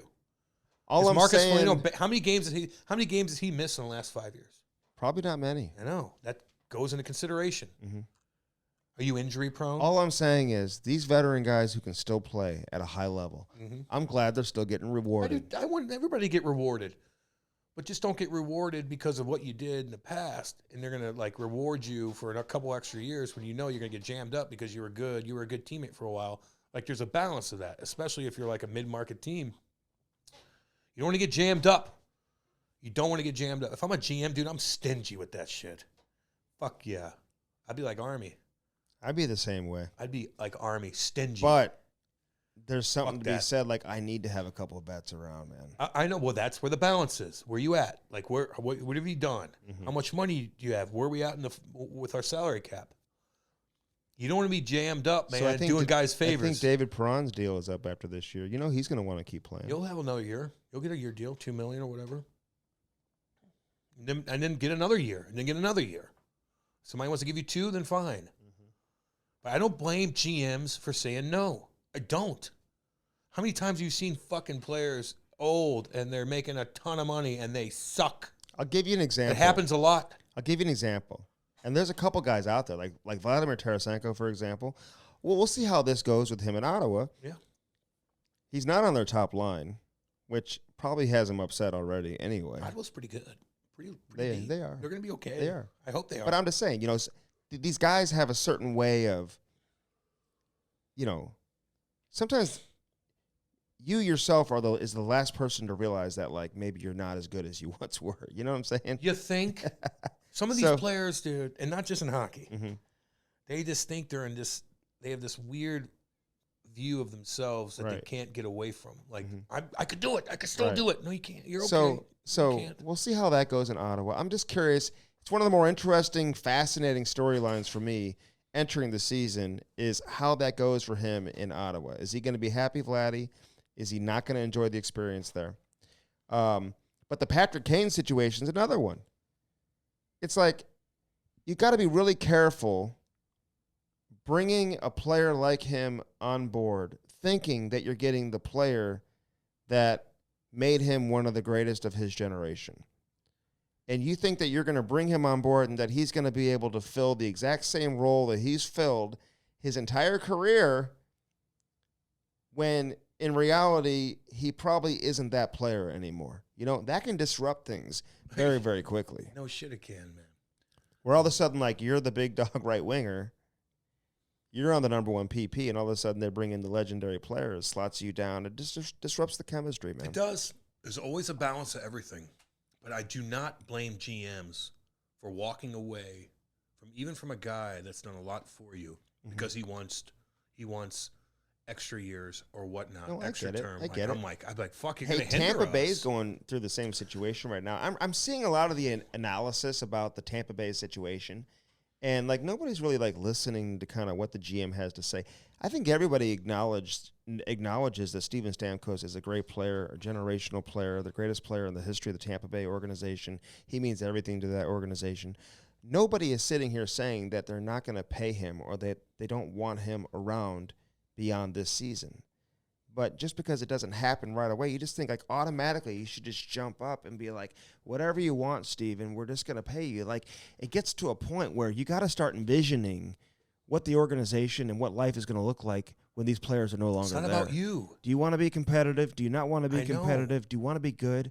Or do you just want to give like parting gifts on the way out, even if it means the rest of the organization is going to have to suffer as a result of it? And I still think he can play, but let's just like let it play out and see where it goes.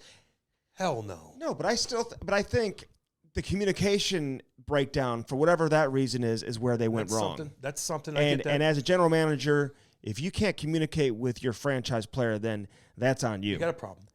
And that should never happen. Pick up the damn phone. Get together, go for lunch, have coffee, have a meeting, have them over to your house, and talk about it and get everybody on the same page, man. Nobody should be in the dark.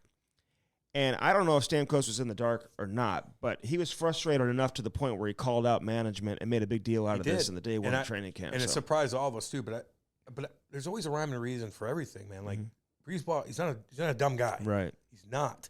He understands the game. He understands money. He understands the salary cap. He understands aging players. Like, he's got some sort of vision. Now, have we talked to him? Has he come out and even talked about this yet? Do we know his side of the story? Yeah, he said he wants to see what everything looks like into the season and after the season in terms of who's capable of fulfilling what roles, how much he's going to have to pay this guy, pay that guy.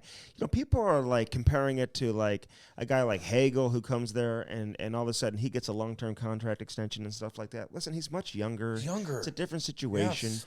He's not stealing the money away from Steven Stamkos, but, you know, at some point in time, it doesn't matter who you are. There comes a point in time where you cut the cord with certain players. They move on. They play elsewhere. Patrick Kane went and played for the Rangers. You can certainly argue that Patrick Kane was every bit, if not more, of a piece of the history with the Chicago Blackhawks that Steven Stamkos is with the Lightning. And they moved on from him. They didn't just give him a contract extension and whatever. I mean, sometimes guys move on. You don't see too many players that spend their entire career with one team. So I'm seeing a lot. I'm reading a lot, and there's like, oh, this guy's he's a beauty. He's unbelievable. They should just give. He's Steven Stamkos. Doesn't work that way. I get it, man, but this is business. It's business, Andy. He should give him whatever he wants. Are you fucking nuts? Doesn't work that way. What's the best for the greater good of the organization, not the individual player? Right. What's the best for the organization? And I think Julien Brisebois knows what's going on. Right. Maybe he could have played a couple different things a little better. Maybe he could have. I'll give you that. Yeah. But right now, he's got a game plan. Hey, I trust that. It's on Julien Brisebois that he didn't get out in front of this. No doubt. And prevent this from becoming a distraction. That's on him. It's on him.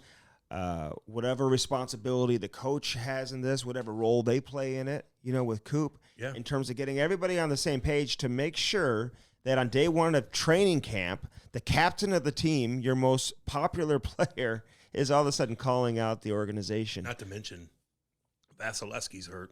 I know. Got a back surgery? Yeah. Yeah. I know. Not hardcore back surgery, I guess. But he's only out like 6 weeks, right? Oh, no, like 8 to 10 weeks. They're saying he's going to miss at least like the first like 28 games or something. So almost a Christmas. Yeah. Okay, that's a big deal. Listen, this opens the door. That's a big deal. That division, the Atlantic, is...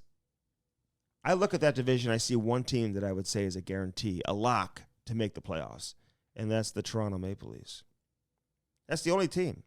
But now with Vasilevsky going down, I think now all of a sudden Buffalo thinks, hey, listen, we're right in it. I hope so. Ottawa says, hey, I hope so this too. Opens the door for us. I bet you even Detroit is like, hey, man, we can sneak in there too. Even though they probably can't. Probably not. But they look at it, they say like, oh, Tampa Bay, the big bad Lightning, they don't have arguably one of the best players in the league, and certainly one of their best players, if not their best player. I kind of want to see some new faces in the playoff run. I do. I want to see an Ottawa. I want to see a Buffalo now. I do. I want other teams to emerge and be like, hey, we're ready now. Hey, it's healthy that way. One more thing I want to ask you before we get to Colin Wilson. Great interview, by the Oh, it was way. fantastic. This guy really opens up, man. Fantastic, He's been through a lot of personal shit. Was Yep. kind of a phenom player coming up. Yeah. 7th overall pick for Nashville. He's got a lot of friends around the league, Yeah, you man. know. He's got a weird thing going on with the OCD. I've never really heard. But he's got it under control, though, man. But it's weird. Like, it's different. You know what I mean? I Impacted had a lot his of questions career. for him. Like, Yeah. what the fuck does? So what does it mean? Like, I gave him some things that going through my head. Is that OCD? And he Right. kind of debunked it. And I'm like, okay, am I just fucked? Like, what is it? Like, he's got a specific Like thing driving down the road. like driving down the road and think I'm going to fall out of my Yeah. car. It's not good. It's not good. Is that not OCD? What the fuck is it then? No, I think that's anxiety. Yeah, I know. It's kind of the same I thing. think they're all like cousins and They're stuff all, like like, that. connected. Yeah, Yeah, it yeah. is. Okay, here's my question for you, though. Yeah. I look at the NFL and I see these guys, like the best players, they play like one series in preseason. And then they don't play it again. Well, you don't want to get hurt. I see like Ryan O'Reilly apparently played like 24 plus minutes in a preseason game the other day. That may be the dumbest thing I've ever heard. If that's true, I was told that by a player, an NHL player, that Ryan O'Reilly played over 24 minutes in a preseason game. Why? If any coach is out there playing anybody that much, if Crosby, I thought I saw that he played over 22 minutes in a preseason Why? game. Like, this is so stupid. How many Double shifting games, everybody and shit. How many games, and I know power plays and all that can dictate how much a team, That's you know, true. Could how much a 10 player penalties. plays. And there's a lot of penalties in preseason games I too, know. as you know. Oh, I do know. But how many games do we need to have in the preseason? I mean, teams are like sending like 12, 14 players down to the minors, then bringing them back up so they can play in a preseason game. Do we really need to have 8 preseason games No. on an NHL schedule? No, but like you got 60 dudes on the roster. You want to see what the only way to see is to play against other teams. It is. Play inter squad games now. You saw it like Or they're practices. tiptoeing around. It's not. It's fake. It's fake hockey. It's Yeah. alumni skate hockey. Right. You need to go play against a different team where guys actually are trying to hit you Yeah. and hurt you and rough you up and make it annoying for you. Like everybody tiptoes around each other. But some of these preseason games are alumni skates, though. Ken. No, I know. Well, then that's usually when the kids are playing each other. Look, 8's too much. But if you have 60 guys on the roster and you want to take a look at so many different variables, blah, blah, blah, I don't mind it. It's still revenue for some of the teams, too. People are still watching Okay, these so games. here's my point, though. You know? And here's my question. Because obviously the big dogs on every team, they're not playing in all 8 games. No. How many games do they really need to play? For a big dog, 1, 3 2, or 4. 3 or 4? Get your timing down. Yeah. That many? Get your timing down, yeah. Look, it's not football. Like, there's injuries in hockey, don't get me wrong. They can happen sporadically, no doubt. But football, man, like, they're really worried about injuries. There's so many different variables where you can get hurt in football. Hockey, man, you can Hockey's too. the same thing. You can, but if you look at the numbers, like every game, somebody leaves with a hardcore injury. What'd you think of the Mark Stone hit? It's a good hit against Mark Stone. Yeah. it was a good hit. The kid from the Kings. The kid's like, "Fuck you, boom, sit down." And Mark Stone's like, "That's the only time I'm going to play against him." Right, again or whatever. I know. Okay, He kind Stone. of like chirped him. It's And like, Stone, you did that to Braden Shin 2 years ago. Okay, you had a dirty hit against Braden Shin right at center ice. You put him out for a while. Remember that? he did. And he Remember didn't that? get suspended for it either. Puck was nowhere. That was a regular season game. Puck was nowhere, Yeah. and he stuck him right in his jaw Yeah. with a dirty fucking hit. I don't think he got suspended. He didn't get suspended. Dirty. That And was no one did that was a anything. dirty hit. Oh yeah, Justin Falk maybe went over there and did something, but Mm-hmm. that was nasty. I didn't like that. So Was that on Shen? I think it was on Braden Shin, man. Trying to remember that. I know. No, it was nasty. Shinner did not have the puck. Mm-hmm. Fucking caught him. That's when Falk Falk came in, whatever. fought. I like Justin for his Falk. Don't boy. get me wrong. Oh yeah. I do. So listen, that's what I mean. This kid is like, he's playing in the game. He's trying to get noticed. He It's a good hit. He wants to play in the NHL Jesus. too. So maybe the star players, the veterans, should just skate around in like red no contact jerseys, Oh, am I and not they should supposed to be hit like you? off limits. Am I not supposed And then to you're hit going to you? chirp him because he doesn't have a resume where he's played 3, 4, 500 games. Like, come on, man. I know. I agree. Hey, go fuck yourself. I'm hitting. You know, exactly. Get your fucking head up there. So if I'm Rob Blake, I'm like, you know what? I'm going to give this kid another game. 100%. You don't think Lou would? Oh, yeah. Fuck yeah, you would. Hell yeah. I did that firsthand, crushing guys like that. Where they'd be like, what is this fourth line plug doing? And Lou's like, fuck, he's going to come again. And I'm going to dress him next game too for you. Are you going to bitch about it? So you didn't like his response, what he said to the media? Nope. It's funny, but fuck you. I'm going to hit you again. I'd play that kid again.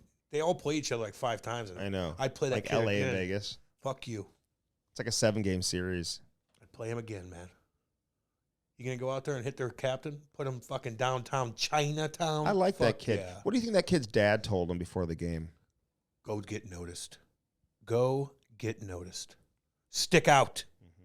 Don't blend in. Stick out. What do you think Kopitar told him before you go play in a preseason game? Same thing. Yeah. Go do it. Get in there. Don't waste your opportunity. Don't worry about what Mark Stone thinks of you when you hit him clean. It's like, who hey, gives a shit? You go and hit somebody, but just don't hit Mark Stone. Don't hit Mark Stone. If you're going to hit, like, just do it this way. No. Go in there and get it done. Don't worry about him.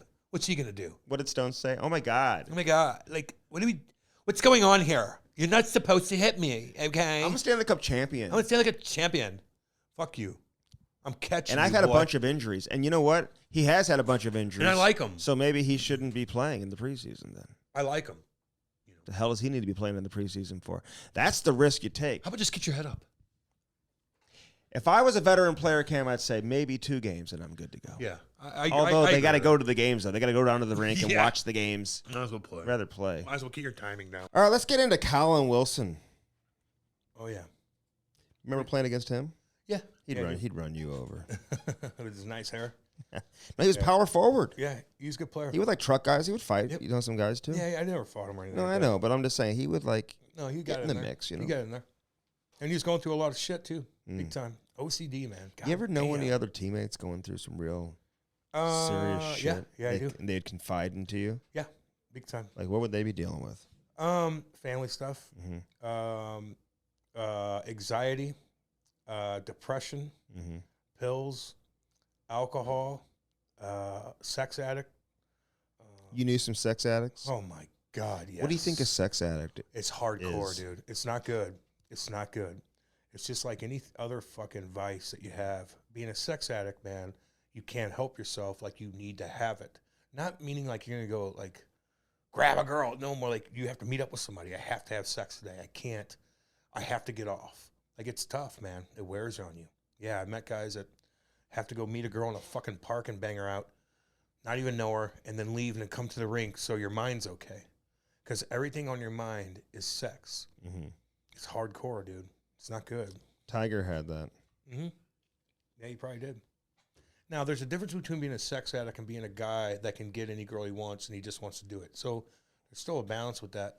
But I knew guys that weren't wheels, that weren't popular, but they just had to have it so they'd find any girl. You know what I mean? A 48-year-old, a 50-year-old, you know, a 19-year-old girl, this, that, and the other. Like, you had to have it. It's a hardcore thing, dude. Sex addiction. It's not good. So sex therapy. Yeah. We'll handle that. I mean, maybe, you know, therapy probably could help. Maybe it is. Well, they have that. Yeah, I know. They Sex have therapists. Yeah. Yeah, but that's more for like marriages too. Like, they want to get better, more sex involved with your marriage. I think most people go to sex therapy because there's a lack of sex, or maybe one partner wants it and the other one doesn't, and that's still a problem too. I'm talking about single cats that have to get vagina or they can't go on with their day. That's a problem. Just like if I had to do painkillers or I have to have fucking alcohol. Yeah. They got to get banged out. You know what I mean? It's not good. Okay. Well, it's a perfect time to get into Colin Wilson right now. Yep. He's overcome a lot of stuff, though, man. Yeah, he has. And had a really nice career. 3rd generation. A lot of hockey in his family, no doubt. A lot of hockey in his blood. I like how he put it. You know, a lot of kids have to like go pay for skills coaches. It must be nice when you can just like hire your dad. Yeah. Yeah, I hired my dad, and he taught me how to spray tar. You know what I mean? So, but no, yeah. He didn't teach you how to like spin out of a hit. No, he just took me everywhere to rollerblade. So I just figured it out on my own. What do you mean? I had a basement I could rollerblade around, and I shot pucks down there and stuff like that. He'd try to give me one-timers, although they'd be in my feet. But he'd always be there to be like, hey, what do you want to do? Go rollerblade? Let's go in the basement. Let's shoot pucks. Let's do this. Let's do that. Let's do this. Let's do that. He'd take me at 6 o'clock in the morning to East Alton, you know, an hour and a half away to go to practice, like that kind of stuff. But he didn't say, hey, toe drag this cat, or here's how you get the puck off the wall. He just say, be aggressive and stick out and I had to figure out the rest. Mm-hmm. No X's and O's. No. Well, no. What's he going to tell me? Hey, Like, use your he's not stick this teaching way. you like the. No, he's teaching me to be aggressive because that's the only thing he knew how to teach me. You think my dad's going to be like, hey, don't listen to the coach. Do this with the puck. The 1-2-2 forecheck. Yeah, do what you want. No. But he knew. Did you have a hard time with that when you were playing, like understanding what the coaches were saying? Did you know the game? Like, did it take a little while to like really understand that? Yeah. Do you feel like when you got to junior, the other kids were ahead of you? Yeah. Oh God. Yeah. From that standpoint. Oh fucking. Like because of the coaching and stuff. Well, yeah, they've been doing it their whole life, man. And mine happened so fast. Like I was playing AAA hockey, and then I went right to juniors, basically. But you're not like learning like different like neutral zone forechecks and shit like that. No, but that's the easy AAA. part. The easy part's learning the system because I could skate. The hard part's figuring out how to get the puck off the wall with my stick, and learning how to make that outlet pass, and then holding on to the puck and this, that. And there's so much. Why would that be the harder part? Because like didn't you already have that? But getting the puck off the wall, whenever you got people barreling down on you 100 miles an hour, it's different. When I was the biggest guy in the league in AAA, like not too many people wanted to hit me. Mm-hmm. Once I got to juniors, I had to prove myself again. Yeah. And it was just 10 times faster. So just little things like that. Did you find the adjustment to junior harder than the adjustment to pro? Fuck no. I went right into junior and started killing guys. Like it was just hockey? Yep. I was going hard. You didn't feel like it was... I had a great rookie season. I got drafted 4th round. Yeah. I came from nothing to get drafted in the 4th round 1 year. So no, that was fine. Now I started to become wanting to be the heavyweight champ instead of trying to play the game. And Lou had to call me in my 2nd year and say, hey, you need to calm the fuck down. Yeah. You don't be the heavyweight like you already are. Play the fucking game. And my 3rd year I did, and I got traded to Guelph, and it all worked out. And I was a solid 3rd line guy. I saw Marty Bedard over the weekend. We talked a lot actually for a long time. It was great seeing him. And you don't get too many opportunities where you just can have a conversation like that with him. You know what I'm saying? Yep. And he was saying we got to get your boy on, Bolton. Yeah, Bolts. He's a great storyteller. Oh yeah, man. He was my best buddy. He was my best friend. I said, I know we've been talking to him, so we got to. Yeah, Bolts, come on. Got to make that. He's happen. still working for Lou and all that, so he's going to be a little. What's he doing for Lou? He's a scout for the Islanders. Is he? Fuck yeah. He You might know, have worked his way There's up. a team hiring. Oh, they're looking. I was going to throw your name into the hat. What? I know a team looking for a scout here I don't want in to be like a scout. St. Louis. Why would I want to be a scout? I just got you the job. Why the fuck would I want to be a scout? It's the last thing I want to do. We want to go travel to Do Des you Moines. want the job or not? No. Go be a scout? You want me to be a scout? We ain't doing this podcast, homeboy. You want me to be on the road every 4 days a week? Are you kidding? What are you going to do? You and Brody going to do this? We'll do it remotely. Okay. Yeah, that works. You like that. No, you don't. No, you don't. I'm trying to get you a job as a I scout. don't want that. Oh, my God. Well, I'm taking your name out of the hat then. Good. I don't want to travel. All right, let's get into Colin Wilson, Yeah. eh? Brought to you by First Form, baby. First form, baby. Let's go. What's First Form. You know, I just realized some things just kind of come into your life and it's meant to be, Cam. Yep. Where would I be without it?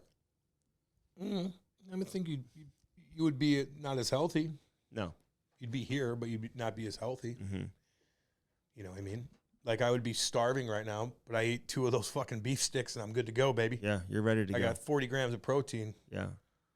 I'm You're supposed to I'm have- a walking sexual tyrannosaurus. Well, I don't know. That's like unconfirmed about that statistic. I think you're supposed to have 1 gram of protein per body weight. Okay. Well, I'm 250. You got to have 250 grams of protein a day. I'm 250. How you going to get that? I ate 4 eggs this morning raw. I had tuna. Raw? Yep. You just take them out of the shell and put it in your mouth? No. Just raw boiled eggs. That's not raw. Okay, boiled eggs. My bad. Yeah. And then I had my tuna. Then I had my beef sticks. What else did I have? That's a good amount of protein. Yeah, that's a lot. That's a lot. You probably need to get to 250 though, dude. I know. How do you know how much protein's in a steak? I don't know. I don't really count, man. I eat what I eat, Andy. Hey, you get that app, it does it for you. Yeah, no shit. You know that? No doubt. You still got to type it in and know. You got to type it in, but that's the easy You still got part. to know how much protein's in Yeah. that ribeye you had. Dude, it's like a life coach. It And is. it's there for you. Get that First Form app. I want to tell the listeners, man, those of you who have ordered from our link, using our link, and I know some of you have probably ordered and been like, man, I didn't use the link. Yeah, please use the link. It helps. But those who use the link, man, I want to thank you so much. No doubt. Man. Firstform.com/Cam and Strick. That's the link right there. Firstform.com/Cam and Strick. Use that link and use it today, baby. And get those protein bars. Get the energy drink. I love the energy drink. I'm like addicted to the energy drink. Yeah, they're damn good. They're damn good. They get you going too. No heartburn. I love it. Oh, really? Yeah. Do you get heartburn with other energy drinks? I do, yeah. Do you? Yep. I get heartburn easily. I don't know if I've ever had heartburn. Good for you, Andy. In my life. Good for you, man. Like, what is it? It's just an uncomfortable... Like, you feel like your throat's on fire? Yeah, it just comes up through your throat. You just really? Can't hold it down. It's terrible. Okay. Firstform.com/Cam and Strick. No heartburn. Yeah. Fuel your body and do it with First Form. One protein shake at a time, baby. They got the meal replacements. They got the protein shakes. You can get whatever you want. And you can give them a call. They'll help you out and walk you through it all as well. So check it out. The Illinois Recovery Center, Cam. Oh, yeah. Well, if I asked you, what is the Illinois Recovery Center? What's your answer? Well, it's a place that is going to help if you have somebody that you know that has an addiction problem. Could be anything. Hell, they got guys that go in there for weed. Really? They don't stay long, but they're in there. They got people that go in there for too much Adderall. It depends, man. Alcohol to painkiller abuse to, meth to anything. Like there's so much going on. And there's so much out there. There's so many people out there that are affected by this. Now you have a place to go. Mm-hmm. The Illinois Recovery Center. They just redid their whole fucking gym. So nice. The windows are big. Like the whole area looks like a park. It just really makes you happy. The beds are beautiful. The park setting? And they don't fuck around either, though. This ain't just like, hey, come on in here. It's like the Hollywood scene where there's going to be celebrities and you're in a party and people are sneaking. No. This is disciplined shit, dude. You think that happens in the Hollywood one? Fuck yeah. They don't play around with that, man. You're on a schedule. Mm-hmm. You're getting better and better and better and better, and you're working at it, getting better every. So by the time you leave there, you are ready person, to go. Oh, you are ready to rock. Like I want to work out. Mm-hmm. I want to do things. I want to grab the world and fucking put it in my pocket, baby. You're disciplined. You understand what you went through, and when you come out of it, you're like, God damn it, let's go. Damn it. I'm back. My family loves me again. Let's go. Yeah. Well, here's the phone number, 888-743-0971. You can email them, info@illinoisrecoverycenter.com. Love these guys, man. It's a new premier inpatient substance abuse facility right outside of St. Louis. Can't miss it. When it comes to the disease of addiction, getting help should not be as difficult as it currently is, Cam. And guess what? It's not. It's not. With the IRC. Illinois Recovery Center. Again, 888-743-0971. Email them, info@illinoisrecoverycenter.com. You can always message us if you have any questions about how to get in touch with somebody or whatever. If you can't find whatever you're looking for, it's just easy. Reach out to us. I'll tell you what else is easy. Getting that cool coat from Tesson Roofing. Goddamn right. That is very easy. It's still hot out here, man. Oh my God. I know. It ain't good. So you need to have that cool coat because you go on the top of your residence, your home or your office building, whatever it is. And you're like, why is it so much cooler up here all of a sudden? Well, I'll tell you why. It's the Nano Shield. Nano Shield Cool Roof. Ask about it. TessonRoofing.com. They'll give you all the answers and information you need to know, Cam, because it can get really hot. It can get really hot because why? Heat rises, right? Yes, it does, Andy. You learned that a couple weeks ago. What do you think of those roofers out there in the heat? Shit kickers, man. They don't fuck around. They're helping people. They're doing their thing. They're risking their life. They're working their ass off. Mm-hmm. Hardcore people, man. No doubt about it. No doubt about it. Average 4-year ROI on material costs when you get that Nano Shield Cool Roof can significantly reduce YOY energy bill and Scope 1 emissions, Cam. There you go, right there. Damn right. What does that tell you? It tells you you're going to save money, and they're going to help you. It's amazing. Primary performance does not diminish the roof as it gets dirty. That's all you need to know, man. It's not going to all of a sudden diminish either with the regular wear and tear of your roof. Long time, baby. Say hi to Brett, man. Brett, what up, big dog? What's up, baby? What up? You know this guy's getting it done. Yeah, he is. You don't mess around. No. Brett Tesson, TessonRoofing.com. Check it out and let them take care of you and put that new roof on, man. 10-year warranty, too. Damn right. Sparks.com, Cam. Listen, they've got that new model out. Have you seen it? Yep. The old one's on sale. It's very, very cheap. Actually, if you want to get the old one, you can still get that, man, at a much, much reduced price. You can always use our promo code as well, Cam and Strick. That's going to take significant money off the final price if you want to get the new model, which is absolutely incredible. I was talking to some people yesterday at the rink. They went, man, I took your advice. I got a Sparks. I'm like, what do you think? He goes, it's the most convenient thing we've ever had. No shit. I can be at my Sparks and be done in less than 5 minutes, Cam. Helps you out, man. And you don't have fuckboy Seth doing your shit. Oh, my God. It's killing animals and creeping out women.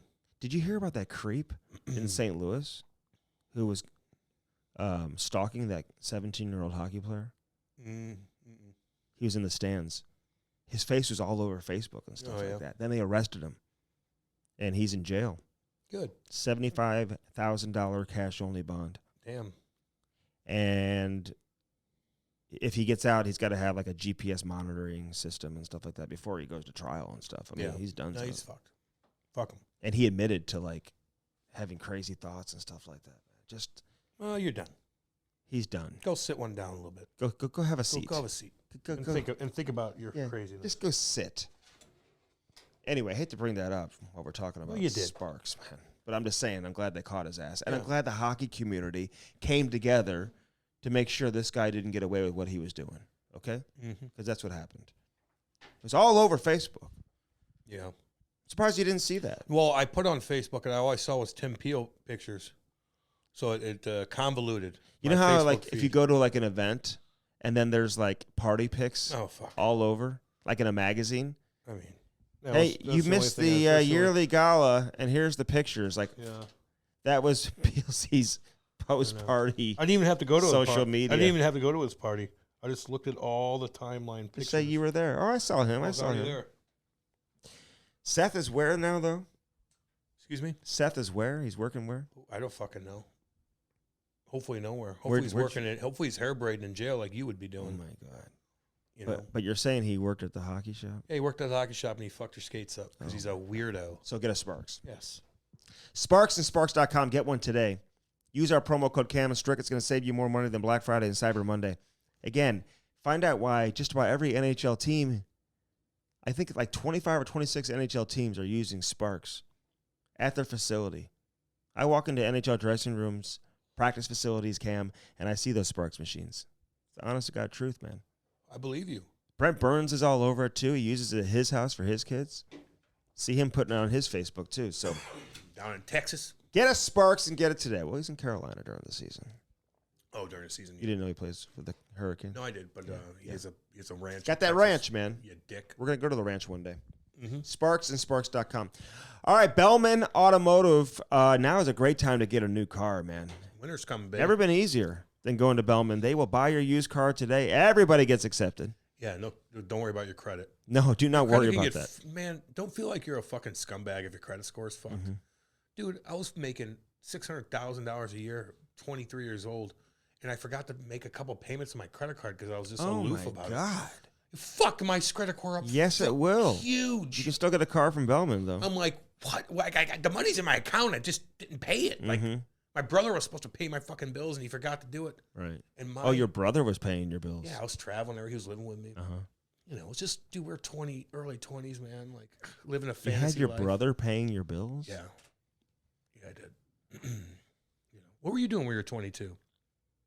I'm just curious. Playing drums in the woods. Yeah, exactly. A fucking hippie. Getting sand fleas.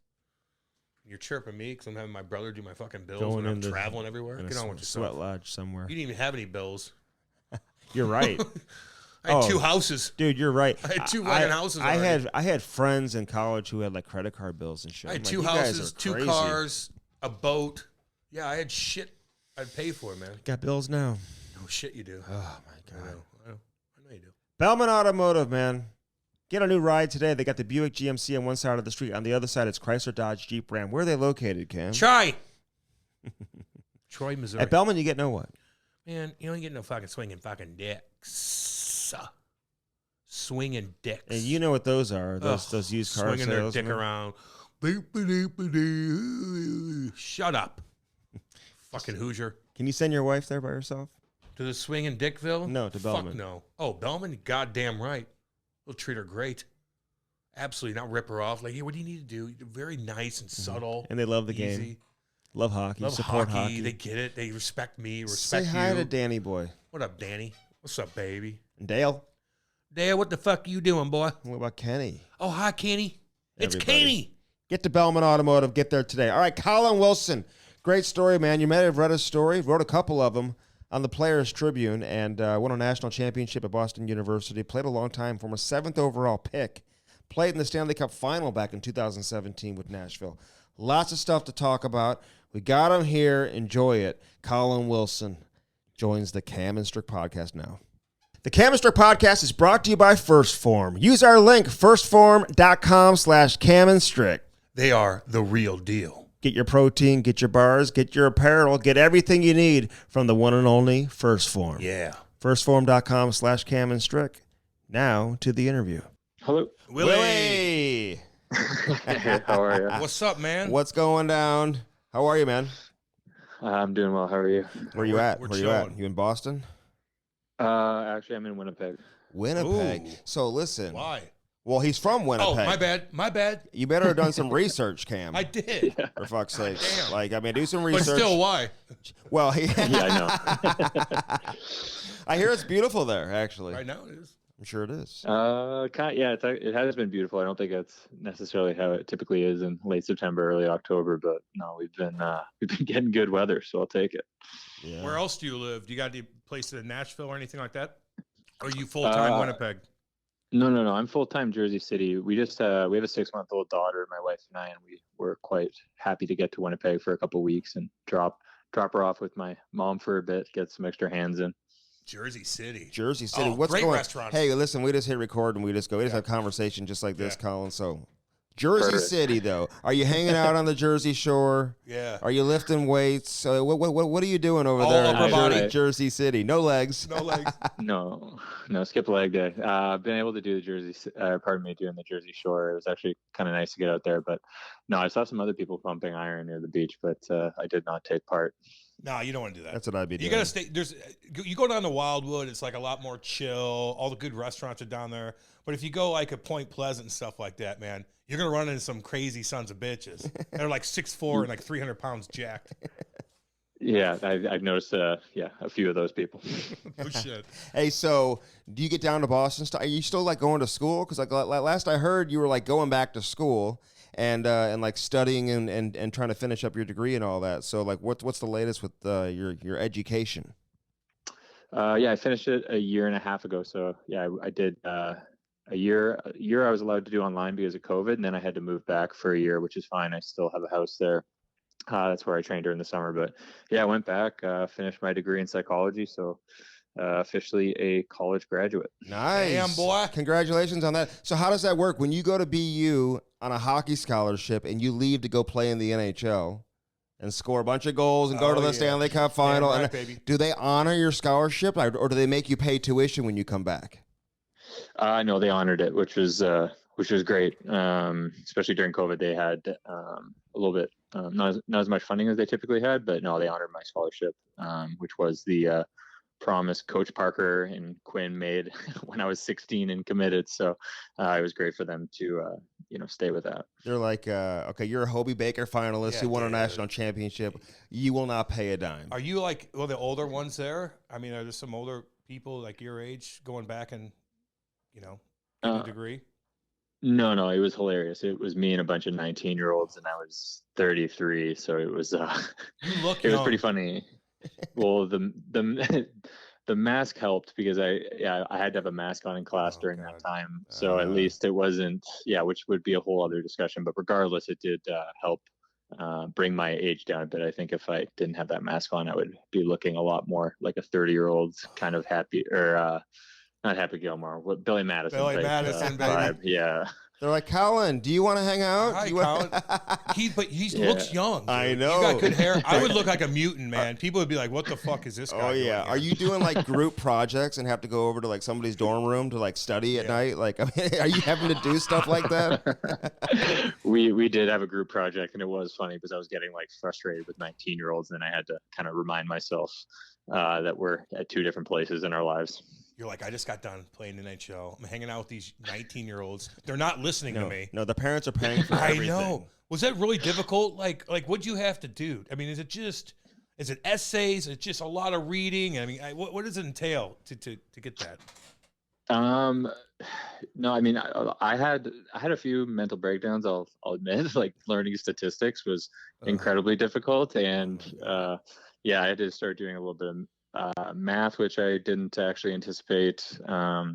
And a few essays, but no, I think at the very beginning it was difficult, and then after that, you kind of I got in my groove a little bit, and figured it out.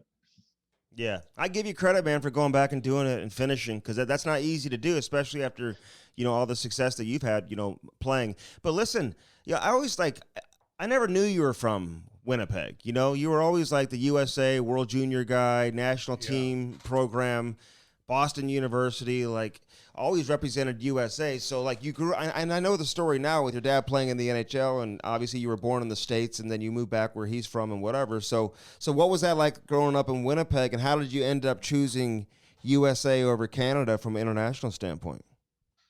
Yeah, I mean, growing up in Winnipeg is a unique experience. I'm being a little bit more reflective on it being home right now, but the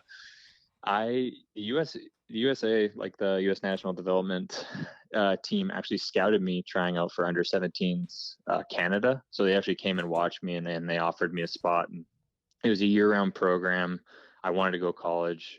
I'd always kind of identified as an American, I think, just because I wanted to be different. But definitely took to it and was happy to join the program. How'd that go over in Canada? I'm an American. Just so you know, I identify as an American. Yes. So you wanted to play college. Why? Because your dad played college? What made you want to play college so badly? Yeah, my dad played college. I was pretty big into school. My dad was he went to Dartmouth. He was big into school. My whole family was quite academic. So, and I wanted to kind of continue with that, kind of like the balance of, if this doesn't work out, I have something there. And then it's also just a better route. In my opinion, my uncles also play in the dub, and they're like, don't do it. Just go to college. So really? I listened to everybody. I had a lot of, and it was nice, taking a plane versus a bus everywhere. So yeah, man, I know, because that's what you have in Winnipeg. That's the territory, right? It's the WHL. Oh, God, it's not like you can go play in the OHL or something. So 20 hours, baby. You got to have those long bus rides. But I will say, for your trajectory of where you were as a player, the CHL is kind of set up for players like you, right? 7th overall pick, guys who know they're going to play in the NHL. So a lot of guys go that right. So I give you credit. So when you got to BU, though, and obviously going through the U.S. program, did you ever second guess your decision, or did you know you made the right decision? No, I mean, actually, at the time when the USA asked me, it was surprising because I was actually just from my AAA team in Winnipeg. So I wasn't quite the projected 7th overall. It was after my year at the program that, I started getting some notoriety, but no, at the time I wasn't even making the traveling squad in Winnipeg. So I was actually quite happy to leave Winnipeg. I will say it was completely political as to why I was cut. So of course it was. Of course it is. Of course it is. Give us the story, though. Why your mom and dad not have money or something? Your dad didn't play in the NHL? Is that He's not donating enough? Come on now. Yeah. Well, I mean, the story, I was cut midway through camp. I didn't even make it to final cuts. I just had my 2 exhibition games. I had 5 goals and 3 assists in the 2 games, and they called me and they're like, yeah, we just don't like your skating, and they cut me. But my dad had hockey camps, and it was taking away from Winnipeg minor hockey camps and stuff like that. And even then, I mean, yeah, you don't even need to say anything more, man. No, we got you now. That's exactly. I always knew it was something like We've that. We've been through it all, man. I know. Yeah. Hey, but growing up in Winnipeg, your boys with Johnny Taves, was he just an absolute stud growing up? Did you know he was going to end up going on to be a phenom? What was he like as a kid? Yeah, he was that. I got to play. He was a year older than me, but I played a year advanced. 1 year he beat us in the finals. But no, I mean, I was driving home. I think I was 8 or 9, so John would be 9 or 10. And I asked my dad, I'm like, hey, am I better than Jonathan Taves? He goes, no, but he's going to be an all-star in the NHL. It was pretty. I'll give my dad the nod for, being able to know a player. But I mean, everybody knew he was good. But it's actually funny. I was just yeah, John's a good buddy of mine, and I was with him and I was naming all the players that people used to be like, oh, that guy's better than you. And that was growing up in Winnipeg, and yeah, he obviously took off and became what he became. Yeah, and he went the college route too. I'm surprised you didn't go to Shattuck with him. Yeah, it was definitely something I thought about, as well as going to North Dakota. He kind of paved the way, and both those ways. But his family also consulted my dad about the college route after he was drafted first overall. So my dad, in the dub. So my dad can get a little bit of an assist. I don't know how much it played into it, but a little bit. Did you see that locker room the other day for North Dakota, by the in way? The Jumbotron, like, what's it like at BU? Like, does it compare to what we're seeing from North Dakota? Yeah. Like, that place is insane. I guess the only negative is you got to go to North Dakota. You're in North Dakota. Shit. Desert. BU's facilities are, I'd say second to none, but probably just second to North Dakota. But it is it is a beautiful facility that BU has, and also is in basically the heart of Boston, which is pretty cool. I did a recruiting trip to North Dakota. It was one of my 4 remaining schools. Both were incredible, and both great schools to play hockey at. Did Oshie take you out? Come on, Colin, let's go out. Oh God. Yeah. I think he was. I think he was a part of it. Joe Finley was definitely a part of it. He was a big man, first round pick, and he was definitely a part of taking me out. And it was definitely they were my kind of people for sure. That whole North Dakota crew. So how'd you choose BU then? Like, I mean, I know like you were tight with Shaddy and some other guys from the U.S. program. Like, did that influence your decision, or was it just because they were kind of the big dogs in college hockey as well? Like, I mean, what led to you going to BU and playing under Jack Paca? Well, Jack and Coach Quinn are both very smooth talkers. They are good, is what I will say. But it's also a very good school, which I wanted to, again, make sure I was taken care of academically. Had a history of putting guys in the NHL, so it just had like an all-around very good program, and I was actually quite happy to get a little bit away from home and do something a little bit different. So it felt exotic to me almost. I don't know if Boston's ever been called that, but I guess everything is relative. So you have everything there in Boston and all the colleges, and you've mentioned academics a couple of times. I don't really know how good the academics are at North Dakota, to be honest with you. So I mean, like they may be learn great. How to be a farmer. They may be great. I don't even know, but it's close to Winnipeg, But you made the right decision. Like, you get to BU. Like, did you guys know going into that season where you guys won? I think your sophomore year, and like you're just lighting it up. I think you were a finalist for the Hobie and just winning all types of awards. Yeah, baby. Did you know the team was like? Were you guys thinking national championship going into the season? I think, I mean, I'm pretty sure we were. I mean, it's a lot easier, like, hindsight, because we had 12 guys playing the NHL. Me and Benino were 1A, 1B centers. Shattenkirk back there, our whole D-core, had at least played a couple games in the NHL. So we had a pretty good idea that we were, gonna, have a shot at it. And, we only lost 4 games the whole year, which was pretty incredible. But I don't know. I think we were predicting a good year, but it turned out to be, better than expected, I think. Hey, what's the story in the national championship games? Like, did it go into like double or triple overtime, or was it just regular overtime against Miami of Ohio? I believe, right? I don't know if Chris Weidman was on that team. Miami? Like, who was on that team? I don't know who was on that You're team. Like, I don't recognize anybody from that team. Nobody was on that team. But like, tell me about the game though. Like, it was like an exciting finish, wasn't it? Yeah. We were down 3-1 with a minute to go, and scored two goals to tie it up. Went into OT and scored I think 8 or 10 minutes in. Colby Cohen, which was, even that shot was like crazy. It hit a guy. He took a shot from the point, hit a guy that literally went like up and over everybody and in, like nobody knew where the puck was. But no, I mean, it was, we won it in style, but even then we were down by 1, at 10 minutes in the, pretty much every game going after that. So against New Hampshire, we were down by 1 with 10 minutes to go. Against Vermont in the Frozen Four, we were down by 1 with 5 minutes to go. So kind of the whole way we were coming from behind and winning games. Yeah, I knew it was like a crazy story and like something happened. So what do you do after that? Like, where do you guys? Like, where is it at for one? And then what do you guys do after that? Celebrate. Yeah. It was in Washington. Obviously it was very cool. Like our whole hotel was all BU fans when we got back. Everybody's cheering, partying, and then we got back to Boston, and I guess because it's been written about, we can all talk about it a bit. But we had a bit of a party at the rink. And I thought it was, everybody pretty much obeyed the law, so it went well. But it got written up. But that's what got written up. What did what did they write up? What'd you do? It got written up as kind of a, I think it was 5 or 6 years ago, which it was, I don't know, it was written up as a bit of a, I don't know if we'll call it a pee-pee slap or what you want to call it, but it wasn't, I don't know. I don't know how to describe it necessarily, but there's articles on it. It got too rowdy, but there was an investigation into the school and stuff like that. So, but it really wasn't anything too crazy. But if any, I know, like you see with these like LSU and like Georgia, like they win like the national championship, like Stetson Bennett the fourth. They go like crazy. Yeah. Like what could you guys have done? What'd you guys do? Like party? Like is that what? Okay. Yeah, we partied and it was fun. Like we had, guys everybody had 3 pairs of skates, so everybody was out on the ice, like playing hockey. It was pretty fun. So that's kind of cool. Yeah. Yeah, it was.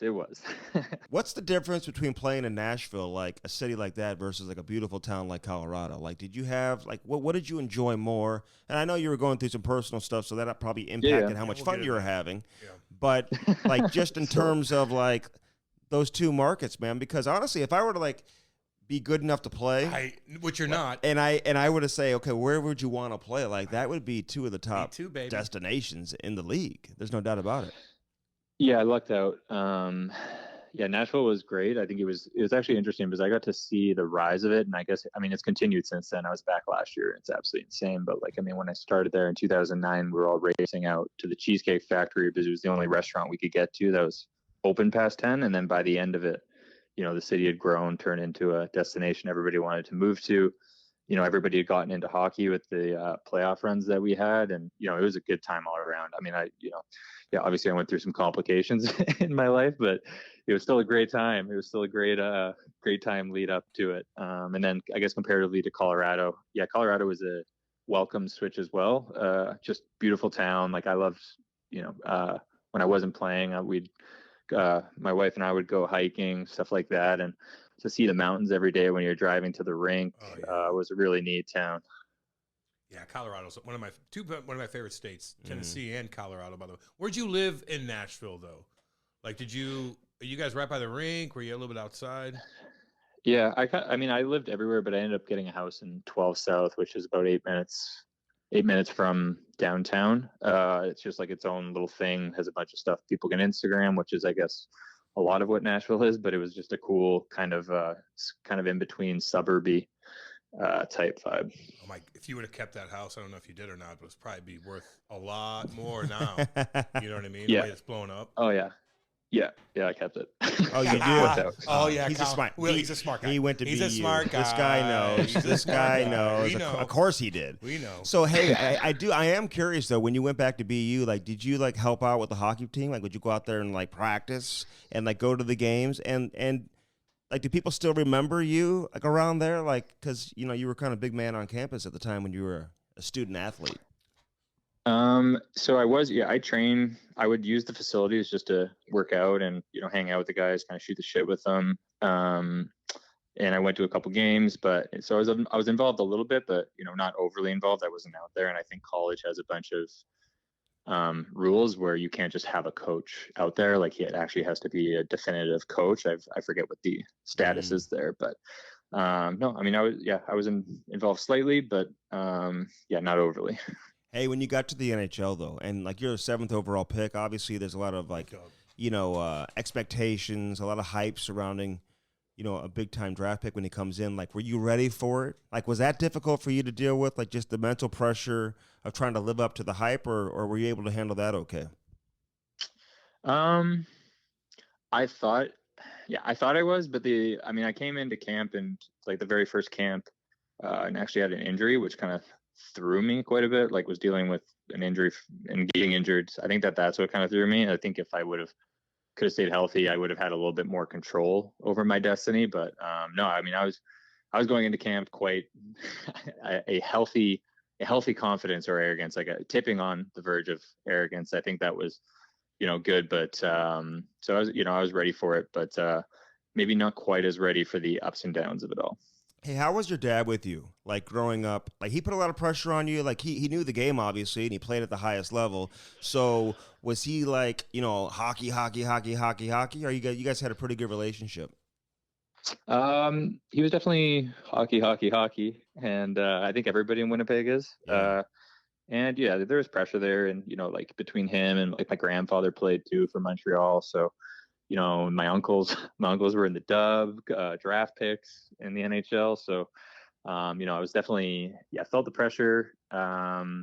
Certainly was guided, but I mean, it kind of was like the cost benefit analysis of it was, even though I had that pressure, I was also getting very good advice. Like I know like now it's quite common now for people to like hire a skills coach and somebody to like look at film, which I found crazy. But then I was like, oh, I had that advantage my whole life from when I was 8. So I guess, if somebody else wants to pay for it, why not? Yeah, it's such a luxury to have. No doubt. You said you have a daughter, not a son, right? I have a daughter, yeah. Yeah, if you have a son, man, I mean, he's got to be the fourth one, Colin. I mean, my God. No, he's playing piano. Like, why don't we just not even start playing hockey? No. But listen, you've been open. Like, you've had a couple of stories in the Players Tribune. I'm always curious, like, how that comes about. Like, the first story that you wrote, like, somebody approach you? And how do you know if you're ready to, like, let it out? Like, who do you tell or who do you ask to say, hey, do you think it's all right if I, like, put this story out? Or you just didn't tell anybody and you just let it all out there? Like, how'd that go down? The first one I didn't tell anybody. Just kind of, I mean, both of them I didn't necessarily tell anybody, but I had called the Players Tribune and just said I wanted to talk about it. And that was more pertaining to OCD. So yeah, I don't know. I kind of, people had been speaking about it and I felt, I don't know, I almost had pressure on myself where I was kind of like, hey, everybody else is doing it, like, or other people have done it. And, if I want to be, a part of the conversation and maybe help somebody out, then I should, like there was, other people, it did mean a lot to me. I mean, it was like, Robin Lehner talking about his issues was what kind of enabled me to go and reach for help. I actually talked to him at the Red Line being like, hey, I'm kind of going through similar stuff. So, just kind of wanted to, I don't know, that was a bit of a pay it forward type moment, I guess. Wow. Hey, so describe OCD. Like, like the day-to-day, like what do you have to do? Are you cleaning? Like, are you just making sure everything's perfect? Like, I know a bunch of guys that have it, and some sort of. But I think like everybody does to an extent. I know. I think you do. But describe what yours did to you on an everyday basis. Yeah, I mean, like, I think the best example was when I played. So, I mean, obsessive compulsive. So you have an obsession. Mine was an insecurity around my skates, and it gives me a lot of anxiety. My compulsion then is to undo and retie my skates. It relieves me of anxiety for a moment and actually has a negative reinforcement in my brain, because it actually relieves it. And then, a minute later, it comes back, and it comes back actually even stronger. Then you have to do it again. So it's this repetitive obsession followed by a compulsion to get rid of the obsession. So that's how it affected me when I played, which I was just not like my skates always felt wrong and I had to retie them. And, in present day life, I just tend to have like mental rumination. I'm not a person who cares too much about things being in order. So it doesn't affect me in that way. But I guess more along the lines of obsessively ruminating, trying to figure things out in my head, stuff like that, which I know sounds like, I mean, everybody, I forget who just stated it, has it on a spectrum. I think all these mental health things are kind of on a spectrum. So, okay, so you said like the skates, and I've read your story where you said you would tie your skates so many times that your fingers would bleed. Like, how many times do you think you're tying your skates when you add it all up from the time you get to the rink and put your skates on until you take them off after the game? And did any of your teammates ever say, dude, like you're tying your skates a lot? Like you're on the bench, you just came off the ice and you're tying your skates again. Did anybody ever pick up on it? Yeah. So the first question, if I had to guess, I don't know, like 20 20, 30 times maybe. Mm-hmm. I mean, it's very hard to know. Yeah. To put a number on, especially it's been a couple years. And the only person who actually said anything was Jack Eichel during a summer skate, because I was like constantly, all of a sudden I'd go to the back of the line for a drill in the summer skate, and every single time I was retying my skates, and he was like, what are you doing there? And he's the only person who actually ever said anything. So he was the only person, at least, who said anything, I guess. What do you say? Shut up, Jack. Hey, settle down, Jack. I got shit going on. Yeah, I think he was actually even going into his rookie season, but hey, good on him. Hey, do you, and this might be a weird question, but like when things are going on in your head, like and you're thinking like negative things, do you talk to yourself out loud and not even know it? There's times where I find myself slightly mouthing. I don't find myself too much speaking out loud and voicing it. What about when you go to bed? Like, do you sometimes when you go to bed, when your brain's all going crazy, is it hard for you to sleep? Do you think of negative scenarios and different situations and stuff? Like that kind of stuff? Because I'm just curious, because I kind of get that way too, and I know other people do as well. And I just was wondering if that was part of OCD or not. Well, I think that what you're speaking on is probably just a rather common human experience. And I think, I had that, I had that similarly, if that's even a word, similar. So I had a similar experience. And especially when I played, it wasn't necessarily that I was going through negativity. It was that my nervous system was kind of so jacked up from being in fight or flight when I played due to my skates that I couldn't sleep. But no, I think that like mental rumination is something that, certainly plagues a lot of people. And I don't think I'd call it plaguing, more just kind of a human experience. And that's, again, I guess I'll say that my articles is more just less about my diagnosis and more being like, hey, this is, everybody's got their shtick and their stuff. What about when you're going on the ice and you were so overly consumed with the fear of getting hurt and, suffering a knee injury and all of that? Like how bad was that? Like, can you even compare that compulsion to tying the skates? Was it all like, kind of summed up into one issue? Like how bad was that? And like, walk us through that, how difficult was that for you mentally? Yeah, I think it was difficult. I think it's, it's difficult to separate between actually being injured, because I actually had a ton of injuries throughout my career. So I, looking back and reflecting, even a few years after the article, it's tough to say how much of it, some of it was OCD, but some of it was just, I had so much pressure and it was just all or nothing in the NHL. So getting injured would just, kind of ruin my life type thing, which I think a lot of players are like. But no, I mean, I think it's when I put all my eggs in one basket and kind of decide, my NHL career is life or death, which is not the most, it's not the best for your mental health. I think that's, kind of where difficulties were arising for me. Hey, when did the partying start? Like the coke? Because I remember reading about, you're like, hey, coke's everywhere. Was that like Nashville and Denver? Because I know there's a lot of weed in Denver. Nashville, you could probably find anything, but like you could just probably walk into a bar at Tootsie's or something and you'll know somebody that's holding. So how did that start up? It's, I guess when saying that it's everywhere, I guess I would speak towards like it was in, in Nashville, it was there, or at least the groups I was hanging out with. And then, I went back to Winnipeg. It was just seemed like it was there. When I was out partying other places, it seemed like, maybe it was a little bit of me looking for it type thing. So, but I don't know. It started up and it was just something that was casual and honestly was, I don't know how you say casual with Coke, but regardless, 22, 23 is when I tried it, and it really wasn't a problem. Turned it into a problem 27 or 28. And, that's where I guess the insidiousness of addiction kind of takes place is, you don't just do it. Well, some people maybe do it and then, the next day they're addicted and that's it. But for me, it's like a 5-6 year process where you don't really see it. So I get that. All right. You talk about this meeting you had with David Poile, who the GM of the Nashville Predators, just retired. Has been the only GM in the history of that franchise. Hall of Famer. And your parents were there. They had the team psychologist. Like the assistant general manager was there at the same time.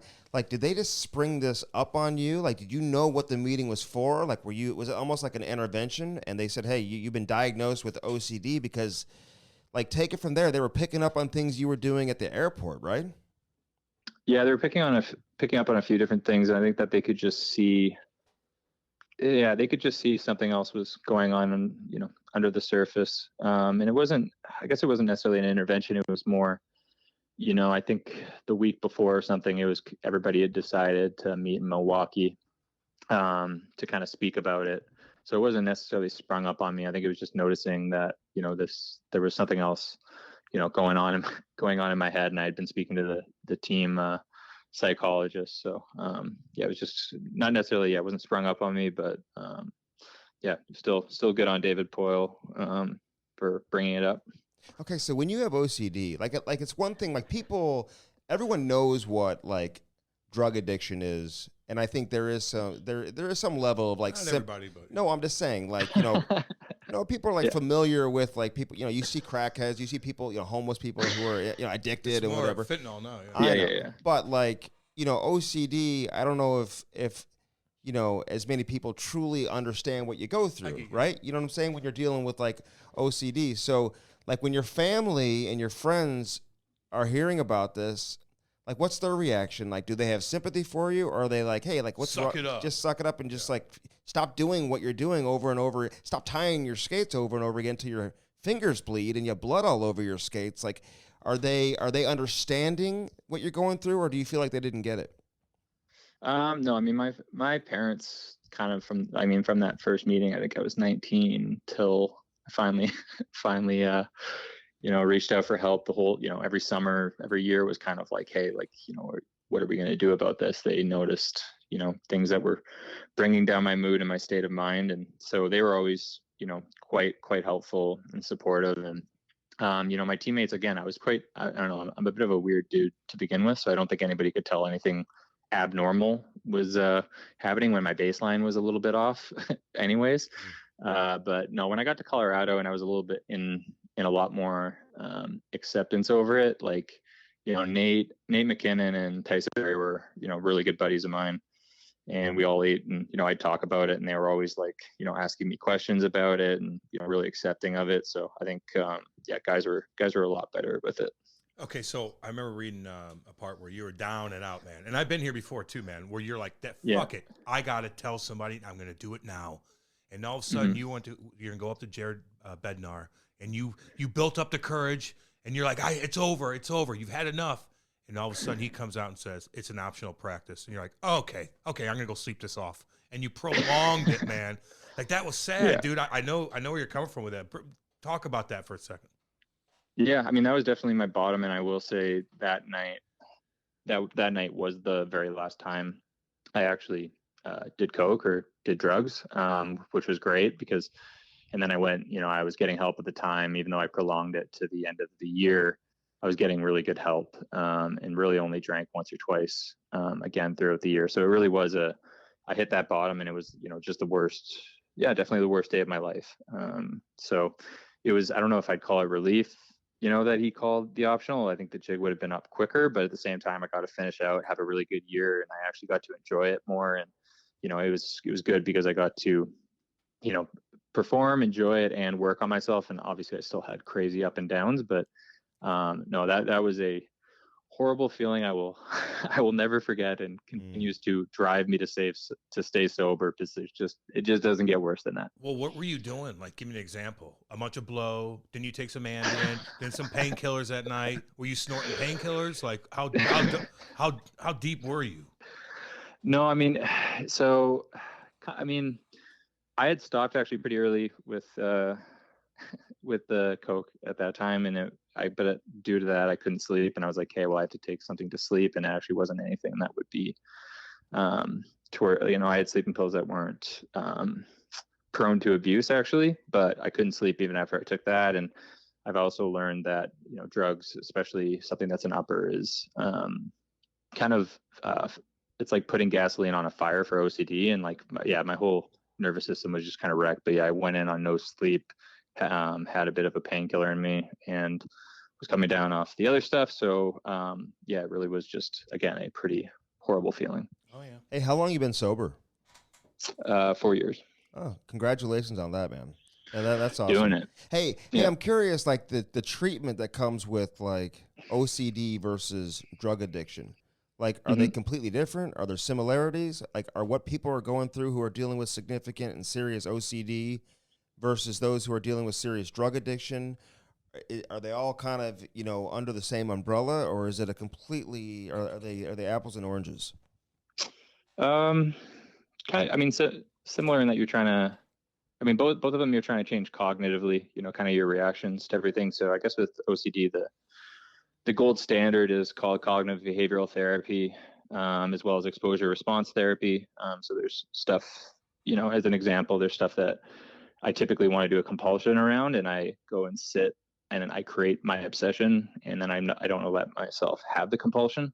And so it brings up anxiety, but actually desensitizes your brain. So that's kind of the gold standard around OCD, as opposed to addiction. I mean, addiction is like a pretty vast, there's a vast field of it, of treatment. And I don't know. I mean, I'm a big fan of AA. I'm a big fan of just reading on spirituality. Sometimes CBT in itself helps, but I try to incorporate, the two together.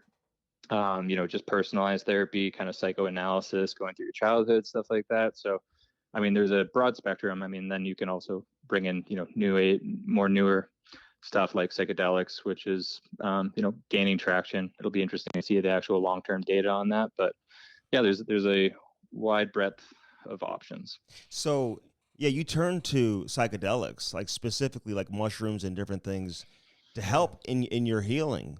Like, who introduced that to you, and why do you think it was so effective with your situation? Yeah, I had just like previously became friends with this guy named Aubrey Marcus. He has a big podcast, stuff like that, and he had kind of introduced me to it.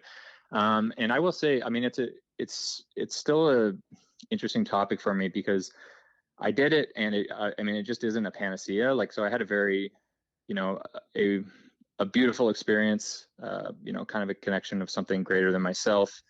I'll just leave it at that, but it still didn't, I came out of it and I still was an addict. So, even then I went back to drinking, but it was more when I kind of embraced the fact that, okay, I have a problem and I'm going to use this new gained spirituality to kind of propel me forward, is where, I could actually put it to work. Because I don't know, I still, I'm still hesitant to bring that up as a great option. Is it for somebody who's still dealing with addiction or substance abuse? Because it's, again, we'll see the long-term data, but I think that you do have to build a foundation off of the fact that you can't drink or do drugs anymore, and maybe use it to help heal from there. That's interesting. Well, that's Carcillo and Riley Cote and all those guys are talking about that a lot. And and Kyle Quincy's got a thing going on right now with military and athletes. And what about like ayahuasca? Like, do you ever think about going on one of those kind of trips? I mean, a lot of people I know, a lot of people make fun of Aaron Rodgers and whatnot, but no, it does help a lot of people. You ever consider that?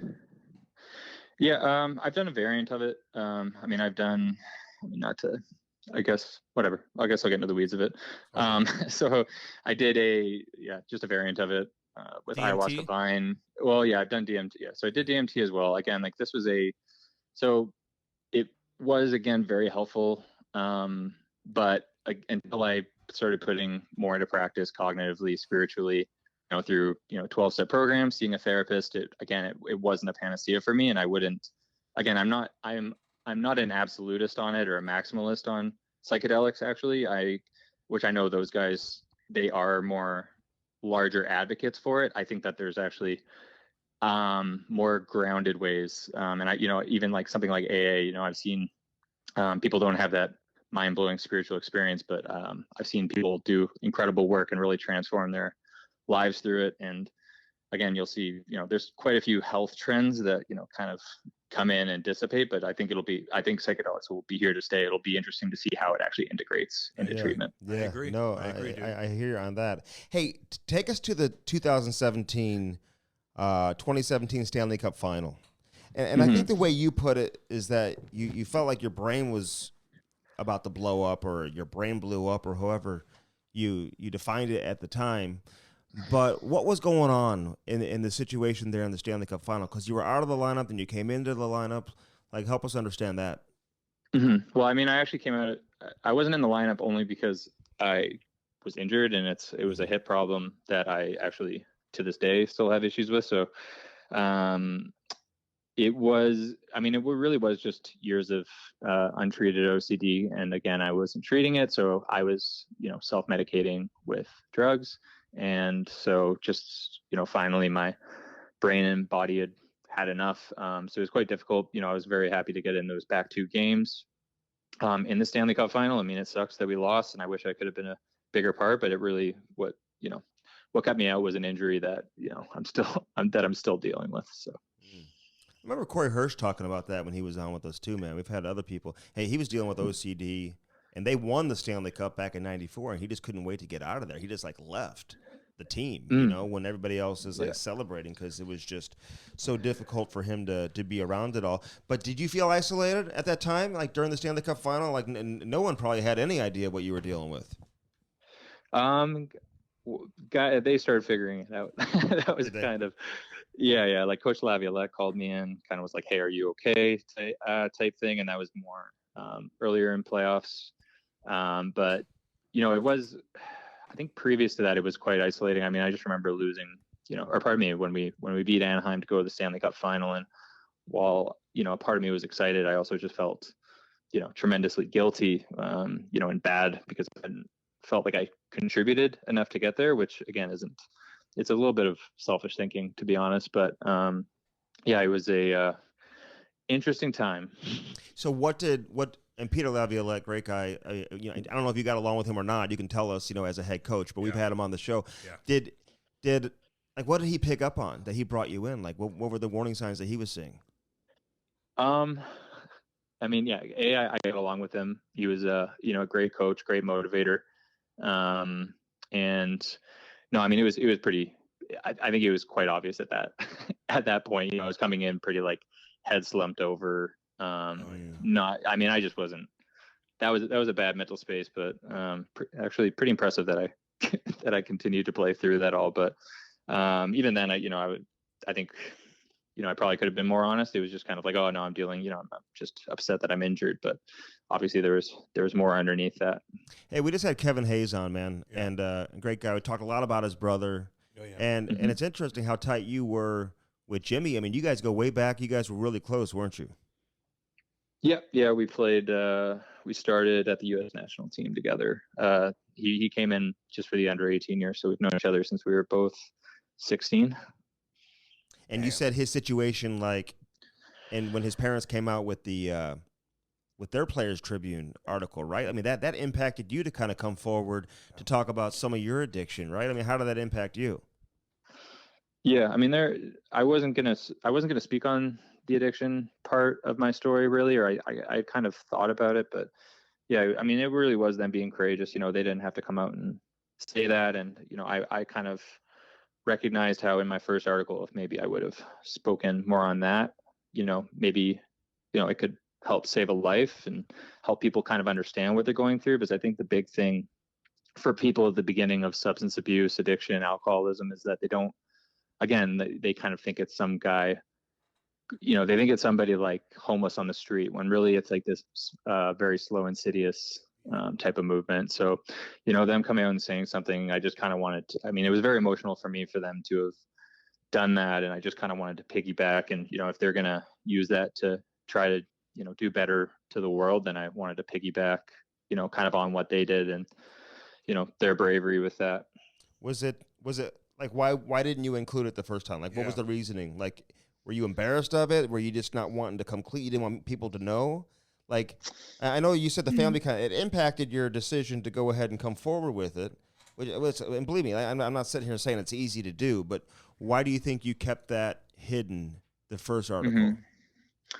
Two things. One is I like organization, so I didn't in the first article, it's hard to include both things and actually properly describe them. So there was a part of me where I wanted to separate them, because everyone, I have OCD, then I have addiction. So there was a part of me that felt I wouldn't get my point across the way I wanted to. But no, the other thing too is I wrote the OCD article when I was more attuned to, I'm somebody with OCD, and I didn't really respect the side of me that was dealing with addiction. And that came through kind of maturity of recognizing what I was going through. And I mean, even then, I was, a year into sobriety and not still being no, I don't know if I really have a problem. it takes a while for you to recognize what you're going through. And that's, you know, so I wanted to, you know, after I recognized that, I felt more comfortable with it. But there was, I mean, even with the stigma of it, I think it's easier to say, hey, I was going, you know, I had OCD, than to say, you know, I'm dealing with addiction. The two, the two I think are accepted by society slightly differently. I get that. OCD, I mean, again, just like Andy said earlier, like a lot of people don't know about addiction, don't really understand it. I mean, hell, when I was going through it, you try to talk to your buddies, they're like, suck it up. I'm like, man, like, I can't, man. It's controlling my life. But the OCD thing. So when you tied your skates, like that was your thing that you kind of, your brain played a trick on you, and you have to tie them over 50 times over because you're not comfortable. But when that's over and you're at home, like what is it at home? And again, I know you talked about it a little earlier, but I kind of want to know a little bit more. Like, what do you do at home to cope with that? And what is it that you have to deal with? So my stuff it's slightly more abstract, I guess. And like what I deal with now, like what I will say with the skates thing is like, I brought it home with me every day. I mean, like the day before my first game, before every season, I would be like pretty beside myself. Like, oh geez, I'm about to do this again and have to deal with this, looming anxiety every time I'm at the rink. But it's more abstract, and like my brain just takes over and doesn't feel it says I'm not safe when really I'm safe. Like, let's say as an example, like I have X amount of dollars for this month, and for my wife and I and my child to spend, all of a sudden my brain will be like, no, that's actually zero. Like, it won't trust the numbers, and it'll start like adding everything up and be like, no, like I don't have enough money. I'm about to go into debt and financial ruin. And it seems, everybody has like mental rumination and stuff like that, but it's the anxiety. It goes through, I have an anxious thought like this, and then all of a sudden my brain will try to figure it out and run through the numbers again and again and again to make it's seeking comfort. And every single time it tries to seek comfort, it produces more anxiety. So it's a little bit more abstract for me now, if any of that makes sense. Is your wife help you with that? Like, no, honey, like I'm looking at the count. We're okay. Mm-hmm. We can go get this for, the kid, or we can get pizza tonight. Mm-hmm. Did she help you with that kind of stuff? Calm you down a little bit? Well, it's actually interesting because it actually reinforces it if you look for I can't think of the word. No, she's good, because there's times where, I need a little bit more comfort with it, and she's been really great with me. But yeah, if you seek reassurance in somebody else and tells you like, oh no, it's going to be okay, it actually reinforces the same behavior and pattern. So it's it gets a little bit abstract, especially when it goes into mental rumination, trying to figure things out. But that tends to be how it is for me now. Okay, so how'd you meet her? And when did she find out? Did she start noticing things when you first started dating? Like, hey, like, okay, like he's a little odd here and there. Very handsome. Very great hair. Great jeans. He's a handsome son of a bitch. But he is a little odd at times. Like, when did she start figuring that out? Well, I met her like actually 3 months out of rehab. So I had already kind of been on the recovery portion of my life. I mean, with my, but I was dating a girl previous to that. And, she definitely noticed I had, problems throughout, and it wasn't, I actually like really prolonged, my ex moving in with me, just for those exact reasons, because I felt like if she didn't live with me, I could at least, on the weekends she visited, kind of put up a act and a front. But the year that she moved in with me, it was kind of like a, oh geez, kind of moment. And, definitely was a bit of a different person back then. But, no, with my wife now, I mean, I was pretty upfront, and she's a little weirdo too. So we mix well together. Yeah. Did she have OCD too? No, I'm sure she could. Yeah, she has a few issues, but no, she's great, and definitely balances out, because I'm I'm an overthinker, obviously, and she's a pretty laid back individual. Oh, there you go. Do you remember when it started? Like, how old were you when you first started having OCD, and like when was the first time you had those thoughts where you had to tie your skates over and over again? Did that begin in the NHL, or was this like way back into minor hockey? Like, what was the source of it? The skate tying started, I think, my fourth or fifth year in the NHL. It was just like I had a pair of my Reeboks that just didn't come in and they came in and they didn't feel right, and that was the first time I ever experienced it. I think that maybe the pitch might have changed a little bit, but then that was it, and I couldn't stop thinking about it. I was trying all the different skates, but no, I mean, I've had that, definitely had that since I was 7 or 8, just very, very odd stuff where just kind of like it was a feeling of not feeling safe, followed by obsessive thinking, kind of magical thinking into the future, thinking everything's gonna, go to shit type thing. So yeah, I had it for a very long time. So it's very interesting. It's most likely, a genetic, and exacerbated slightly by the environment. Mom and dad, do you think anybody in the family have OCD? Yeah, for sure. Okay. I mean, I would say that again, everything is on a spectrum. Yeah. Right. I would say, whether that be anxiety, depression, OCD, all the list of stuff. And you could definitely put them on a spectrum, probably closer to me. But I mean, that's where everybody's an NHL player, or, they're pretty high functioning and kind of, allows them to have success. Have you ever got rocked where it like amplified it? Meaning like caught with your head down, took a hit, rattled your brain a little bit? Do you think anything like when you were young, maybe that kind of like amplified something? No, I think it really was just something I I really can, the story. Yeah. I mean, I would be able to give you guys stories, but they're a little bit more weird and personal at 7 or 8, but, it was just there. And it wasn't necessarily getting hit, nothing like that. I think it was just, something that, prolonged in the gene pool of humans. And, for a reason, I can see why this actually is beneficial for people evolutionarily. Evolution. I don't know if that's a word, but no, it's a word. Now, Cam doesn't know. Don't ask Cam. You're good, homeboy. Yeah. You're the smart one. Yeah. Trust me. Hey, it's interesting you bring up Robin Leonard, because like now I'm remembering some of the stuff that he would say when he came on with us about, he'd be like, everybody, players don't even think that they're having OCD, but like when they call it, they hide their OCD behind what they call superstitions. And they'd be like, well, if they tape their sticks a certain number of times or a certain way, or if they put their shin pad on, left one first, right one first, like there's always little things that, quirks that players are doing that maybe they call superstitions, but in reality, it's like some level of OCD. And he made some comments, I know, about like the Buffalo Sabres, some of the stuff that happened in that organization. But do you feel like there are good enough resources for players to get help when they need help? Like, what was your experience like in terms of getting the help you needed and making sure that the league and teams are there to support players that are going through this type of stuff? Yeah. So the first part of what you were saying, I think that there is, there's obviously superstitions, but I'll equate it to what people say when, if I say I have OCD and they're like, oh wow, I get it. Like I really like my room clean and my closet organized. The difference between that and OCD is if you were sleeping over at your friends and you had a thought that your one shirt was out of place, do you have to are you like does it create an anxious thought where you're trying to get back to your house and you can't sleep? That's kind of the difference versus like, oh, I like things being tidy.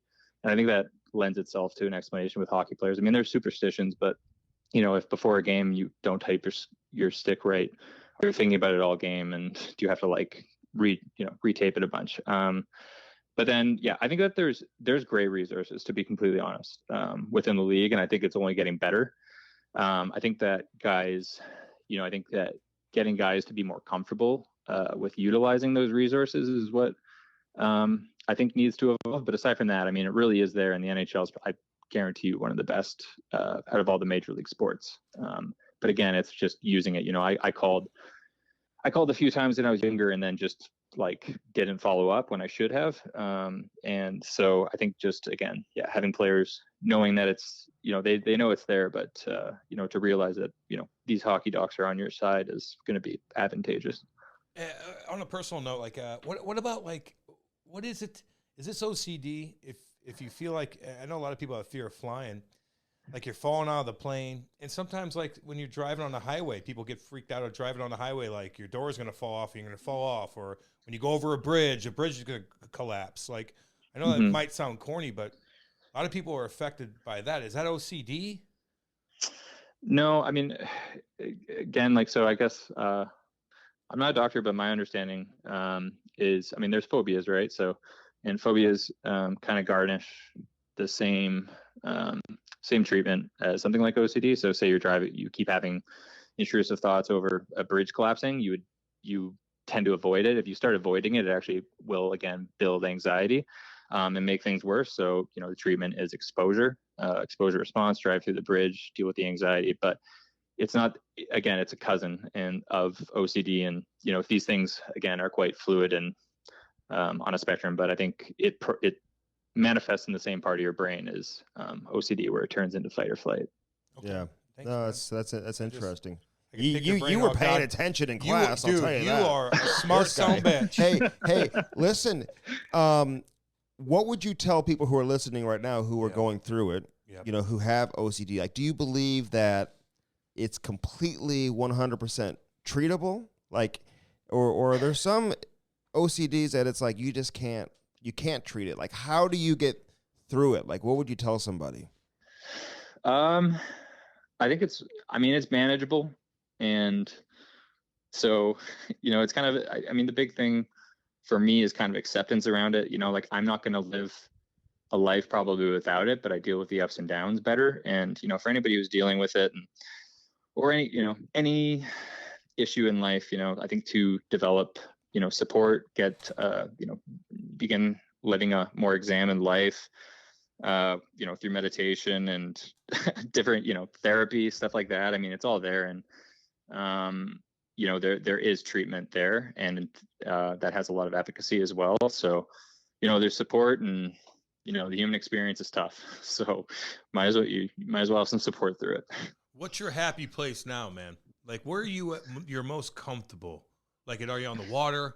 Are you like just sitting in your back deck, hanging with the little one, watching a Disney movie? Like, where's your happy place? I love going on long, extensive walks. That really chills me out. Yeah, that's man. like a good, good meditation, a good podcast, and going out for, a really nice walk. I enjoy, today, because I'm in Winnipeg, I'm kind of out in the prairies and enjoying that. But when I'm in Jersey City, kind of walking around and seeing, all the people, I definitely vibe with all that. Okay, so what are you going to do with the psychology degree? Like, what do you envision yourself doing? Do you want to help people? Like, is that something that you really want to do? Because like, listen, we've got one of our main sponsors is a recovery center here that Illinois Recovery Center. We talk about all the time. So it's interesting. Nice. We got a lot of listeners who are dealing with mental illness, who are dealing with addiction. Big time. And so they love hearing this type of stuff. But like, what do you want to do now in terms of moving forward? Is this, you got that psychology degree, so how do you want to use it? Yeah, so I actually, after I got my psychology degree, I began doing a master's, and after about 2 weeks dropped out. I was going to get my LPC, which would essentially allow me at the end of 2 years to be a licensed counselor, which is just, underneath a PhD. I don't do research, but dropped out, and I actually just began working at a rehab. I kind of enjoy, I don't know, I enjoy shooting the shit and, not having, the technicalities that I would have to deal with and being a licensed counselor. So I have the degree in psychology, and I don't know what I'm going to do with it. I'm trying on quite a few different hats right now, and kind of because I'm always a perfectionist, and so it's more fun to actually just try a few different avenues, and we'll see what sticks in the coming years. But I mean, psychology, I'll always be using it because from what I learned, I do use it in my everyday life. Hey, you mentioned some of your teammates, man, like Nathan McKinnon, like such an intense competitor. Love watching him play. Are you still tight with him? Like, who are some of the teammates that have always been there for you and have check in on you that you remain tight with to this day? Yeah, I mean, Tyson Berry's probably number one. I think he's everybody's, he's probably everybody's good buddy. Mm-hmm. So he's great. I actually just married them in Victoria, which was pretty fun. You married them? What do you mean? Like you officiated the wedding? Yeah, I officiated the wedding, which was pretty. What'd you get? Like, did you get your certification online or whatever? I looked into that a long time ago, by the way. Yeah. So that's exactly what I did. Yeah. So it was. It was fun until it was delayed 30 minutes, and I was standing there looking at 250 people looking at me. But yeah, no, that was good. Yeah, so him, like Shattenkirk, Van Riemsdyk, so Shatty and Reamer were my two buddies from the U.S. national team who we all stayed, in great contact throughout. So yeah, I mean, different guys from different stages of my life. Wow. Good, man. We love it, dude. We love. Yeah. We're Very brave of you, man, to like come forward with this. Like, what do you hope your message does for people? Like in terms of coming forward and doing your stories and all that. You did more than one. I mean, you first came out with the OCD story, then the addiction story. You're open in it on it in these interviews. Like, what do you hope this does for some people who may be going through the same thing? Yeah, I think that would. I mean, obviously with the addictions piece, I think definitely if people recognize kind of they are going through the insidious portion of addiction, maybe they get there quicker than I did, so they don't have to deal with that. And I think at the same time, you can also, save a lot of lives through people understanding addiction, because, I think people don't understand. I didn't understand it. I was years sober and I still didn't even understand what I had gone through. So, that portion of it, I hope, people can get there quicker. And, I think just between the two articles, though, identifying less with, necessarily OCD or addiction, but I think, again, I think I'm just going to, the statement of life is difficult, life is great, but, to, create support, get more examined around your life and yourself, I think is very beneficial to both yourself, your family, and everybody around you. So, it's, all the treatment is there, just utilize it. Colin, let me ask you this, because we've had a bunch of like former players on who have been through stuff like this. Brian McGrattan being one, Brent Myers, Kevin Stevens, Sheldon Surrey, man. You can go on and on. These guys have come on to tell their story. Would you ever want to work with a team like to help players, like, and because like they'll come to you, they'll talk to you because maybe they feel that trust, and that sense of trust because you were in their skates before as a player. Like, is that something you'd ever want to do?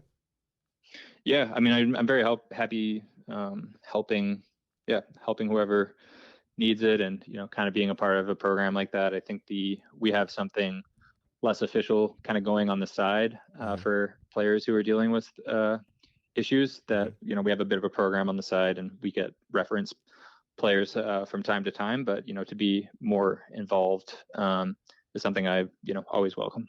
Do you watch hockey? Are you still like, do you miss the game? Do you watch the game? Are you like Cam, who's watching like 12 games a night, and... No, I'm into all kinds of different shit, man. But I love hockey, but I'm into all kinds of shit. Yeah. I'm kidding. He's not, but yeah. Andy's on. Yeah. I'm a big fan of, I don't watch the game, but I do enjoy checking the box scores in the morning. Like I always check Colorado's, and it's got McKinnon, it's got Rantanen, Landeskog, and Makar, so it's like it's a very exciting team to check in on. Never heard of any of them. I don't even know who you're talking about. Yeah, so between them and McDavid is just out of this world. So I'm always checking, that. I understand what's happening in the league, but I don't actually watch the game, which was actually the way I've always been. I get really bored after 5 or 10 minutes of the game. It just takes too long for a goal to develop. So but I'm glad people enjoy it. Yeah, for sure. Yeah, I get you, man. I get you, dude. Hey, enjoy, you're doing good, enjoy man. that your wife and your baby and everything you got going on, man. Yeah, I mean, man.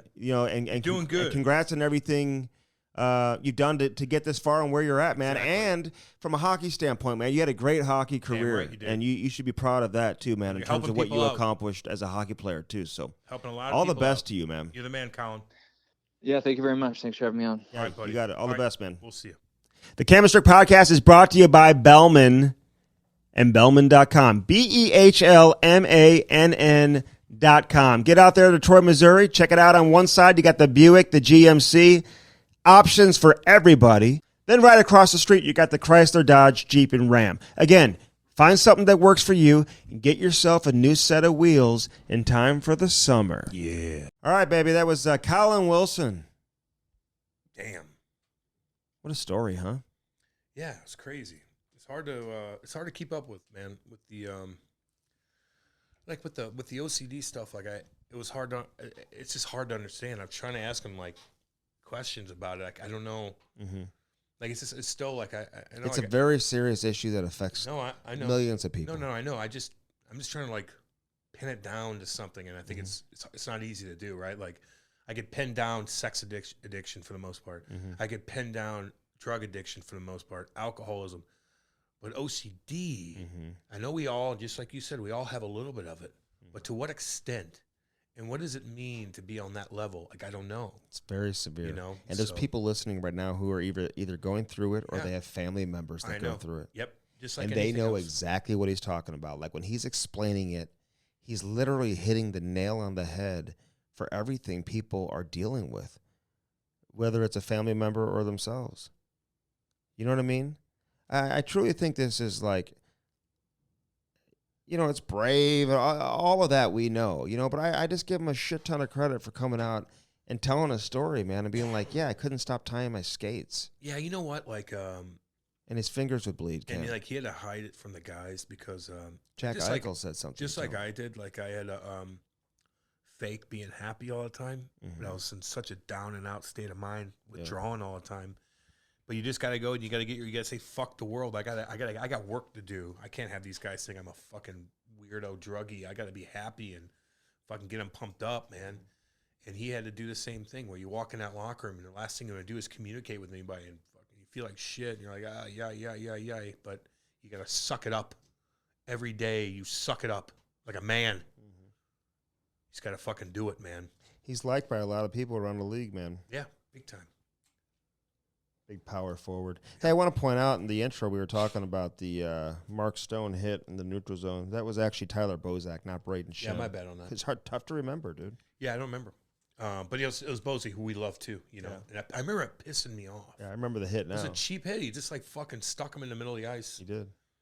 Should have been suspended. Should have been dinged, dude. Knock Bozak out for a while. Fuck you. A while. It pissed me off. And now he's bitching because he got rock clean. Like, I don't know if I like that. Clean. Got hit clean. In a preseason game. How dare he hit me? What the fuck does that mean? I don't even know who he is. I'll never see him again. You never know. He doesn't. He might catch you again. Doesn't belong on the ice with me. How do you know? He's actually played some NHL. I hope games, he does. I hope he plays 82 games. I mean, that guy's played a handful. Now I hope he plays 82 games this year and scores 20 goals. That organization should love that guy. No shit. I bet you'll get another preseason game. Better. Saying. You think preseason, like for kids who play like the American League or know they really don't have like a NHL future, they hope they do. Like getting those preseason games is like a dream come true. Too. Yeah, 100%. But don't ever think that you don't have a chance. Yeah. Even if you're 27 and you're in preseason, there's a reason why they picked you.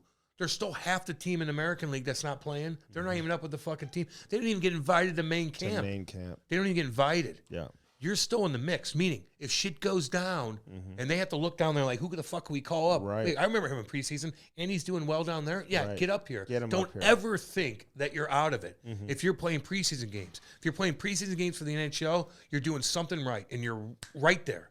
You know what's got to be hard is when you think you belong in the NHL and you don't think you're getting a fair shake. You know you're better than players who are on that NHL roster. And you know that happens, Cam.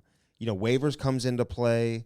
You know, contracts come into play. Age, where draft, a player was drafted. 100%. It's business. All of that. But when push comes to shove. And you have to go back down and eat it. You know what happens then? You know what happens? If you're a playoff team, all these guys that are 27 that have no chance because they're going to get that 21-year-old that's drafted. So that 27-year-old that's not drafted, that's playing down there well, when playoffs come, they don't give a fuck about the draftees. They don't give a fuck.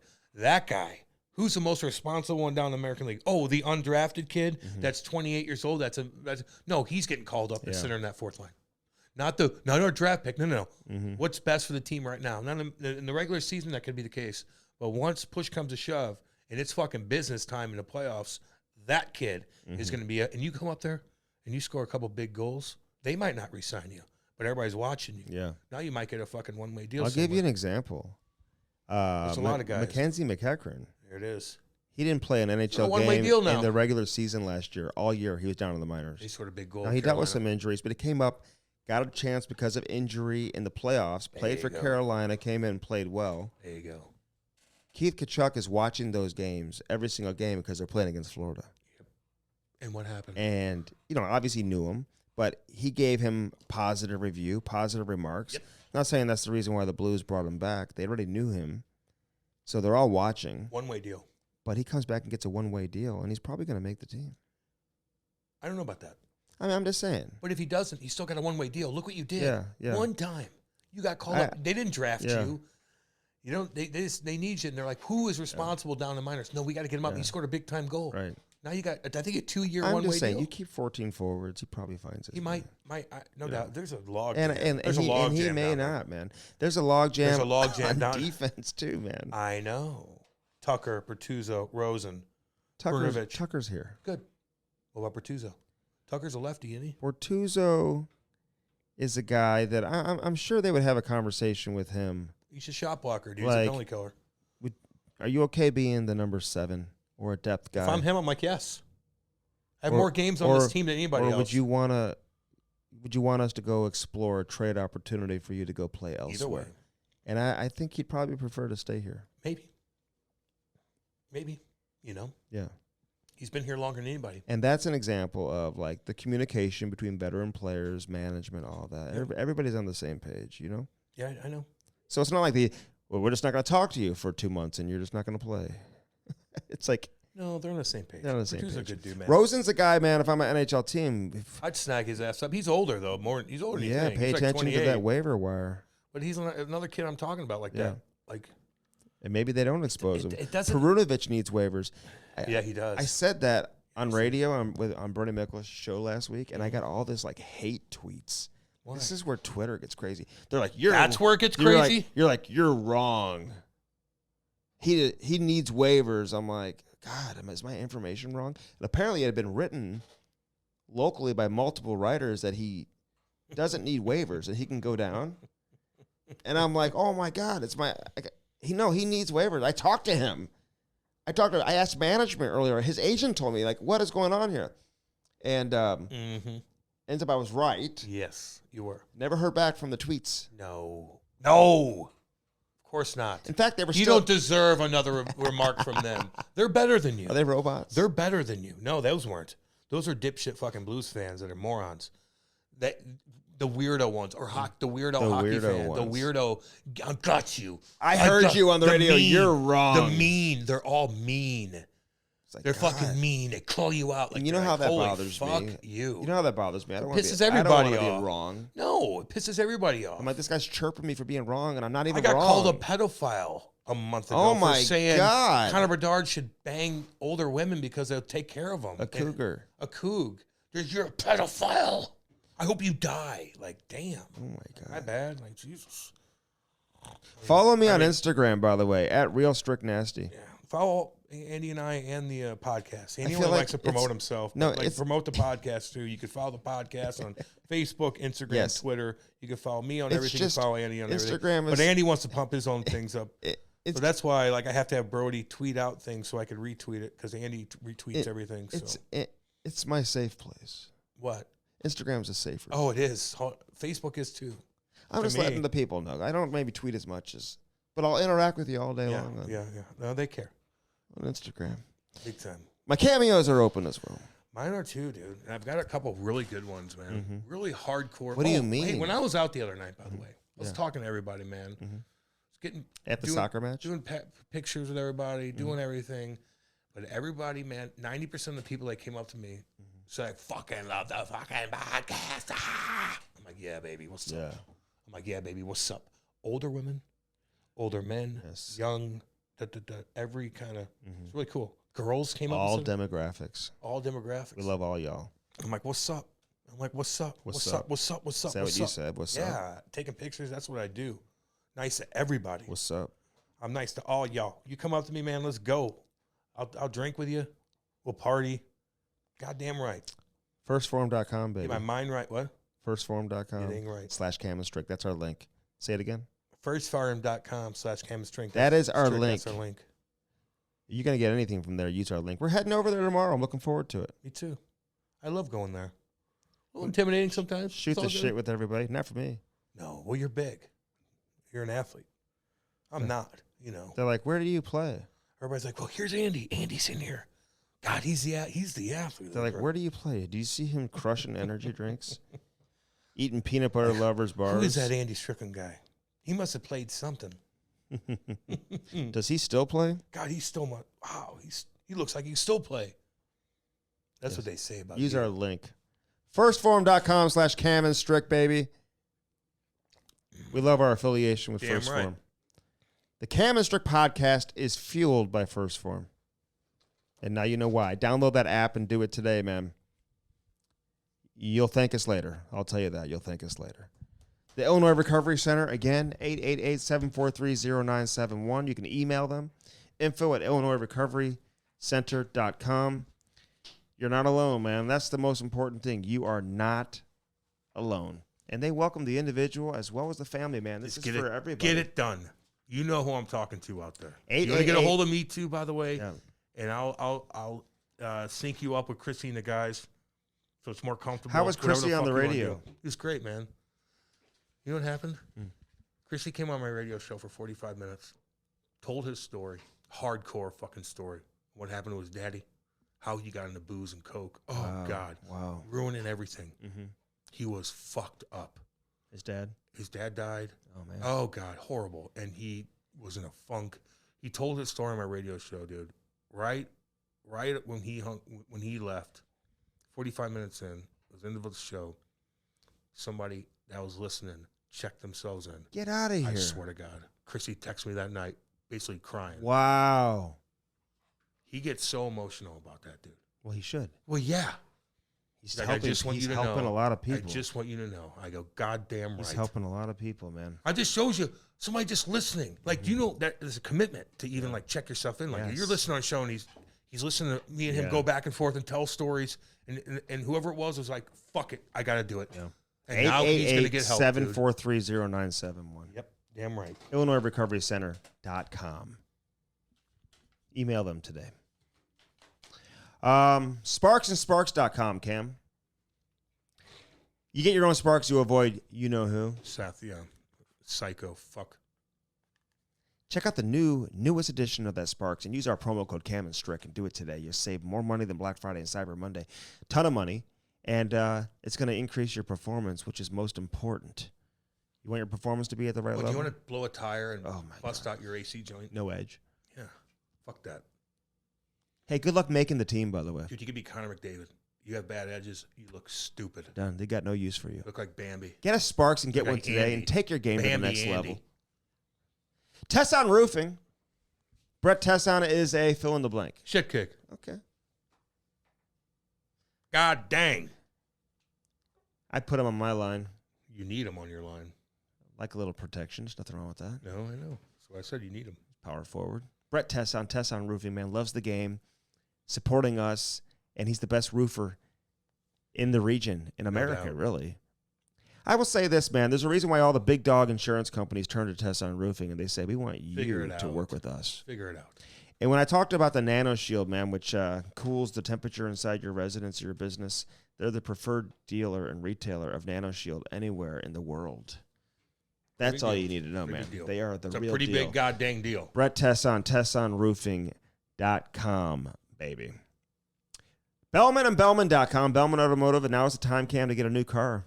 Oh, winter's coming, baby. Winter is coming. Yeah. Make sure you got your wheels are in good shape. Make sure you got that four-wheel drive vehicle. If you're living in a high terrain environment. I can't wait for it to snow for the first time with my shit kicking Gladiator out there. Oh my God! And I'm gonna go flying around. Just gonna drive around because I live out yonder. Yeah. And there's some big old farmland my buddy's got, and I'm gonna take that motherfucker and take some side by sides and go cruise. Say hi to Danny boy. Danny, what up? Like really, like you mean it. What? Like you really mean it. What am I, a child to you? Say hi to. Are you coaching? Say hi to. What up, Danny? Goddamn. And Kenny. Andy's such a. Hi, Kenny. And Dale. Don't fuck with me, Dale. I know your brother, Dale. They're the best, man. Everyone gets approved, by the way, at at Bellman Automotive. All right, listen. Follow us on Instagram. Follow us on Twitter, Facebook, everywhere. Everything. Another episode in the books. We've got some great ones coming up. The NHL season's going to be here right before you know it. And we got, we we need to hire somebody too. Oh, we got a lot of response about our social media. You taking care of that, Brody? And Jason? Brody and Jason are taking care of it, right? Right, Brody? You're all over it? Explain exactly. I got some, one of my best buddies up in Jersey, his wife, who's Kate's best friend, their niece got a hold of me. And I kind of she got a hold of me on Instagram. She's like, hey, Cam, I'm like, okay. I'm like, just so you know. I didn't know, I thought she might just need, just like social media. I go, look, you're going to have to be kind of a hockey nerd to do this. Like, you have to be up all night. And she goes, here's exactly what I would do for you. And she laid it out. She laid it out? And she's like, I'm going to stay all night, find every single thing. I'm going to find old school stuff here and there. I know. That's exactly what we need. She goes, no, I'm not a hockey nerd, but this is what I'm going to do. And I felt like a dick. And I'm like, I know, I didn't mean it like that. We're taking that to the next level. I didn't mean it like that, girl. My bad. I just felt bad. And then she laid, I thought she was going to be like, I get your social media. Like, I know about social media. No, she's like, hockey. Knows exactly. I'm like, okay. So did she get a hold of you? Okay, cool. Yeah. What's her name again? I forgot. I think I got her message. Too. Okay. Yeah. But it's my good buddies. Okay. She seems well, we sweet. may hire and more I just than felt one. like an ass because I'm like, okay, girl. I'm like, I kind of shunned her away, like she didn't know hockey. But if you want to get in, now's the time, man. Message us, girl. I'm sorry about that, and my team's going to give you a good look, and I'm sorry about that. That's right. Well, not big of a deal, but I wish all y'all the best, man. Yeah, love all y'all. Campfire season is right around the corner, man. We're going to have those fires in the backyard. We'll have lots of good stuff coming up. Yeah, hell Support all our sponsors. Hockey's coming, baby. Get that firstform.com/Cam Strick. They will deliver anywhere, wherever you are, man. Anywhere. Badass. Awesome people. Love all y'all. And until next time, thanks for listening, man. Always and girls. appreciate the support here on the Cam Strick podcast.